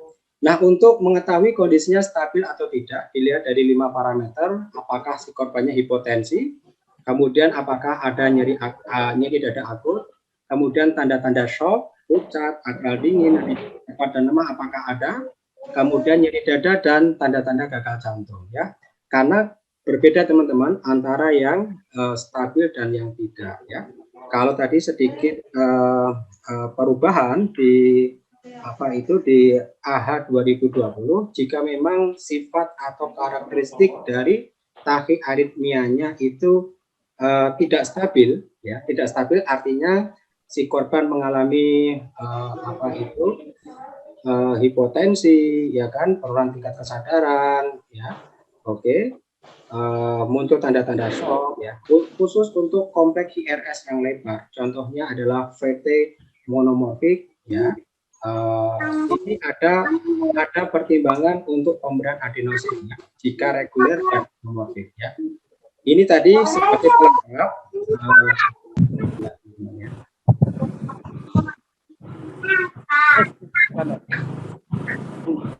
Oke, sekali lagi kalau si korban mengalami tachyarrhythmia, lalu kemudian kondisinya masih stabil ya, kompleks IRS-nya lebar ya, dan reguler, itu artinya VT monomorfik ya. VT monomorfik kondisinya stabil ya. Itu ada rekomendasi juga dari AHA 2020, kita diminta memberikan adenosin ya sebelum pemberian anti aritmi, yaitu sebelum pemberian amiodaron yang 150 mg dalam 10 menit ya. Dan lalu kemudian dilanjutkan dengan konsul ahli. Jadi sekali lagi update untuk obat-obatnya salah satunya adalah tadi ya, pada tachyarrhythmia yang stabil, kompleks IRS lebar, iramanya reguler, contohnya VT monomorfik ya, yang masih stabil itu ada saran pemberian adenosin. Kalau dulu kan tidak ada tuh, sekarang ada saran pemberian adenosin. Dosis pertama itu 6 mg ya, dosis yang kedua itu 12 mg ya. Baru kemudian diberikan anti aritmi amiodaron yang 150 habis dalam 10 menit dan kita konsultasikan kepada ahli ya. Itu tadi sedikit tambahan dari saya kaitannya dengan update obat di 2020. Kalau di Brady tadi sudah disampaikan oleh Dr. Jamal kaitannya dengan pemberian sulfat atrofin. Kalau dulu 0,5 ya, diulang sampai maksimal 3 kali, berarti 6 kali. Sekarang diberikan langsung 1 mg, ya, dosis maksimalnya tetap 3, diberikan 3 kali. Saya rasa itu saja Bu, kaitannya dengan update-update di 2020, kaitannya dengan medikasi. Baik, ini dikarenakan di dalam share-nya banyak sekali antusias peserta untuk bertanya, tetapi ada satu pertanyaan yang memang agar tenaga kesehatan ini memahami ya, ada di pertanyaannya untuk keduanya atau bagaimana terserah. Bagaimana dengan legal etik perawat dan tenaga kesehatan lainnya dalam hal pemberian obat pada pasien gawat darurat? Apakah boleh perawat atau nakes lain yang memberikan? Ini secara legal etiknya gimana nih? Dr. Jamal dan Nas Fuad, silakan. Ya, saya coba sedikit Bu ya. Kebetulan saya bukan perawat, jadi mungkin mohon bantuan untuk Kang Fuad melengkapi. Tapi kalau gini, ACLS dan BLS di AHA itu diperuntukkan untuk semua tenaga kesehatan. Kalau di kita mungkin masih terbatas ya, ACLS mungkin sebagian besar dianggapnya hanya untuk dokter. Tapi sekarang pun di kita sudah banyak ACLS yang untuk perawat, dan bahkan kalau mau ikut yang standar internasional itu dibuka lebar. Jadi bukan hanya perawat, bidan, fisioterapi gitu, itu bisa, atau dokter gigi pun bisa mengikuti ACLS. Atau kalau standar AHA-nya gitu ya, standar internasionalnya. Satu. Yang kedua, ada kemudian standar kompetensi di Indonesia, standar kompetensi perawat ataupun dokter di Indonesia. Nah, ini juga perlu di teman-teman perawat mungkin lebih paham, apakah dari standar kompetensi itu tindakan-tindakan apa saja yang boleh diberikan atau harus mampu diberikan oleh perawat. Jadi kalau kompetensi berarti kan harus mampu dilakukan oleh perawat. Ini mungkin perlu teman-teman perawat bisa menjelaskan lebih lanjut ya. Tapi secara umum, kalau dari saya sendiri menganggap bahwa yang namanya kemampuan atau pengetahuan itu harus kita kuasai sebaik-baiknya, gitu ya. Semua orang saya kira harus bisa melakukan ACLS, baik dia perawat maupun dokter. Satu. Karena yang pertama, ketika pada pelaksanaannya, misalnya pada kejadian kodlu, itu dokter dan perawat harus bekerja sama, ilmunya harus sama, gitu. Ya, harus punya ilmu yang sama dan keterampilan yang sama, sehingga bisa bekerja sama dan saling melengkapi. Kalau nanti ACLS hanya dibatasi dokter aja, perawatnya kemudian tidak punya pengetahuan dan kemampuan, maka akan terjadi ketimpangan pada saat pelaksanaan, tidak bisa bekerja sebagai tim. Satu itu. Kemudian yang berikutnya, juga perhatikan kalau di rumah sakit mengenai rincian kewenangan klinis, baik dokter maupun perawat. Ya, nah ini perlu diperhatikan. Perawatnya misalnya mampu, ya, kemudian standar kompetensinya ada. Tapi kalau di rumah sakit tidak diberikan kewenangan klinis, maka juga akan menjadi masalah pada pelaksanaan. Gitu. Silakan Kang Fuad menambahkan. Terima kasih. Oke, terima kasih Dr. Jamal ya. Sebagian besar juga tadi sudah disampaikan oleh Dr. Jamal. Jadi kalau di perawat ya, mungkin nanti teman-teman juga yang aktif dalam PPNI, Bang Marianto, ini jauh lebih expert juga ya, yang sering membawakan materi legal etik, nanti boleh ditambahkan juga Bang. Ya.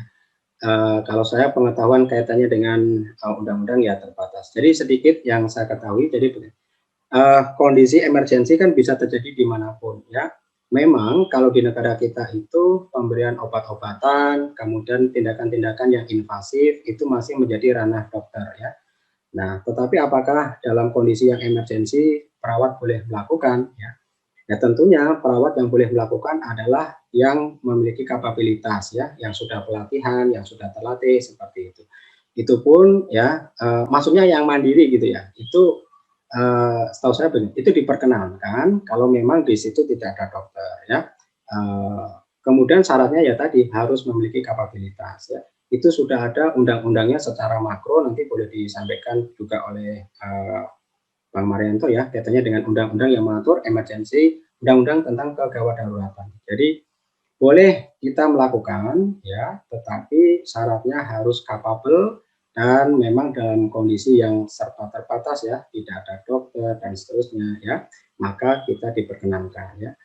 Seperti itu. Jadi hasil sharing saya juga dengan ahli Magister Hukum Kesehatan, sebetulnya undang-undang emergensi sudah ada ya. Orang-orang yang mampu melakukan boleh memberikan tindakan tersebut. Tetapi sayangnya undang-undang itu kan belum didukung dengan SOP rumah sakit seperti itu ya.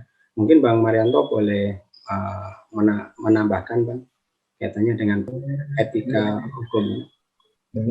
Silakan Pak Marianto,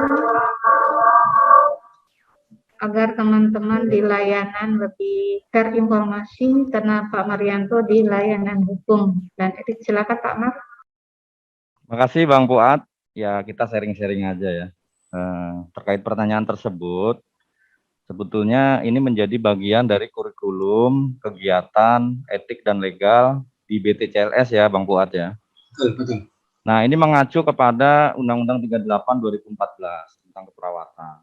Itu di pasal 36A, itu bisa dibaca bahwa itu perawat di dalam melaksanakan prakteknya, itu yang jelas berhak mendapatkan perlindungan hukum sepanjang menjalankan tugas sesuai dengan standar layanan, standar operasional prosedur, standar profesi, dan juga ketentuan perundang-undangan.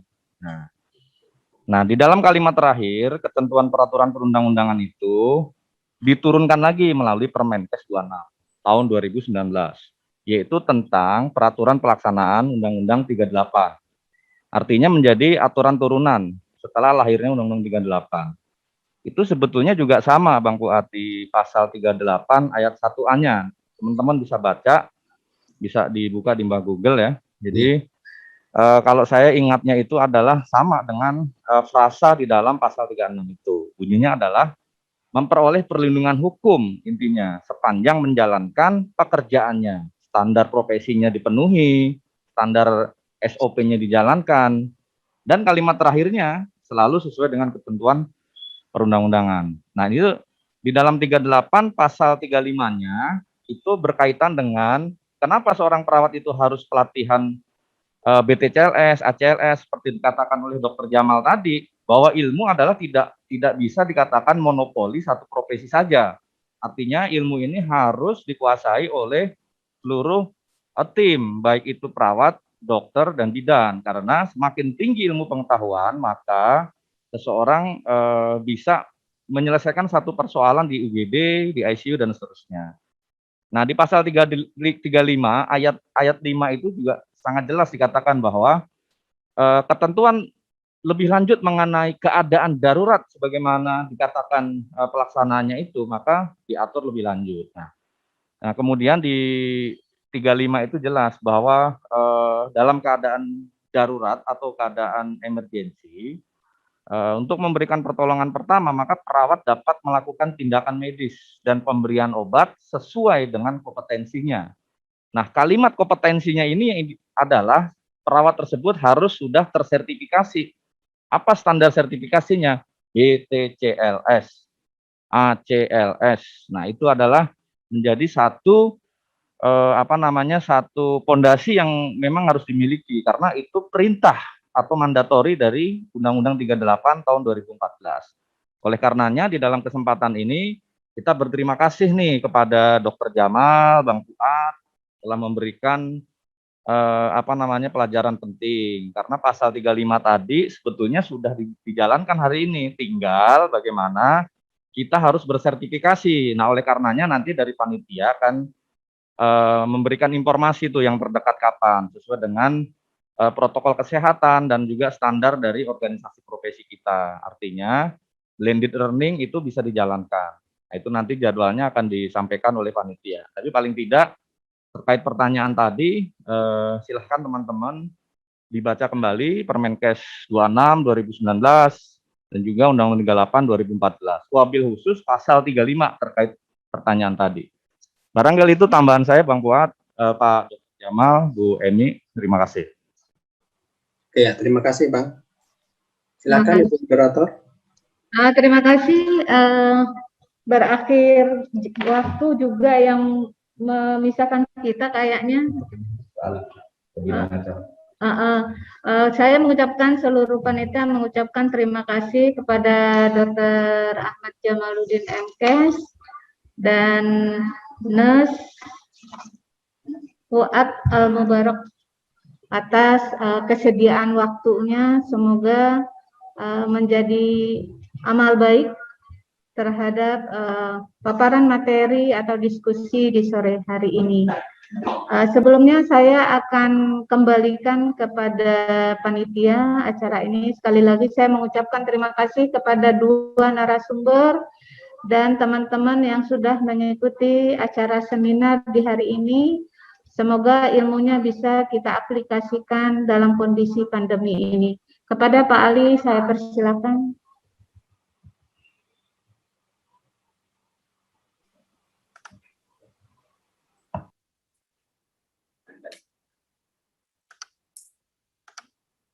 Ya, terima kasih atas kesempatannya. Ya, gimana acara hari ini? Meriah ya? Alhamdulillah. Ya, jadi saya dari acara untuk di kepanitiaan HUT 3 tahun RSUD Cipayung, mohon izin untuk mempromosikan ada beberapa acara-acara, rangkaian acara dimulai dari 1 Juli kemarin sampai nanti di acara puncak 16 Agustus 2021. Ya, saya izin share.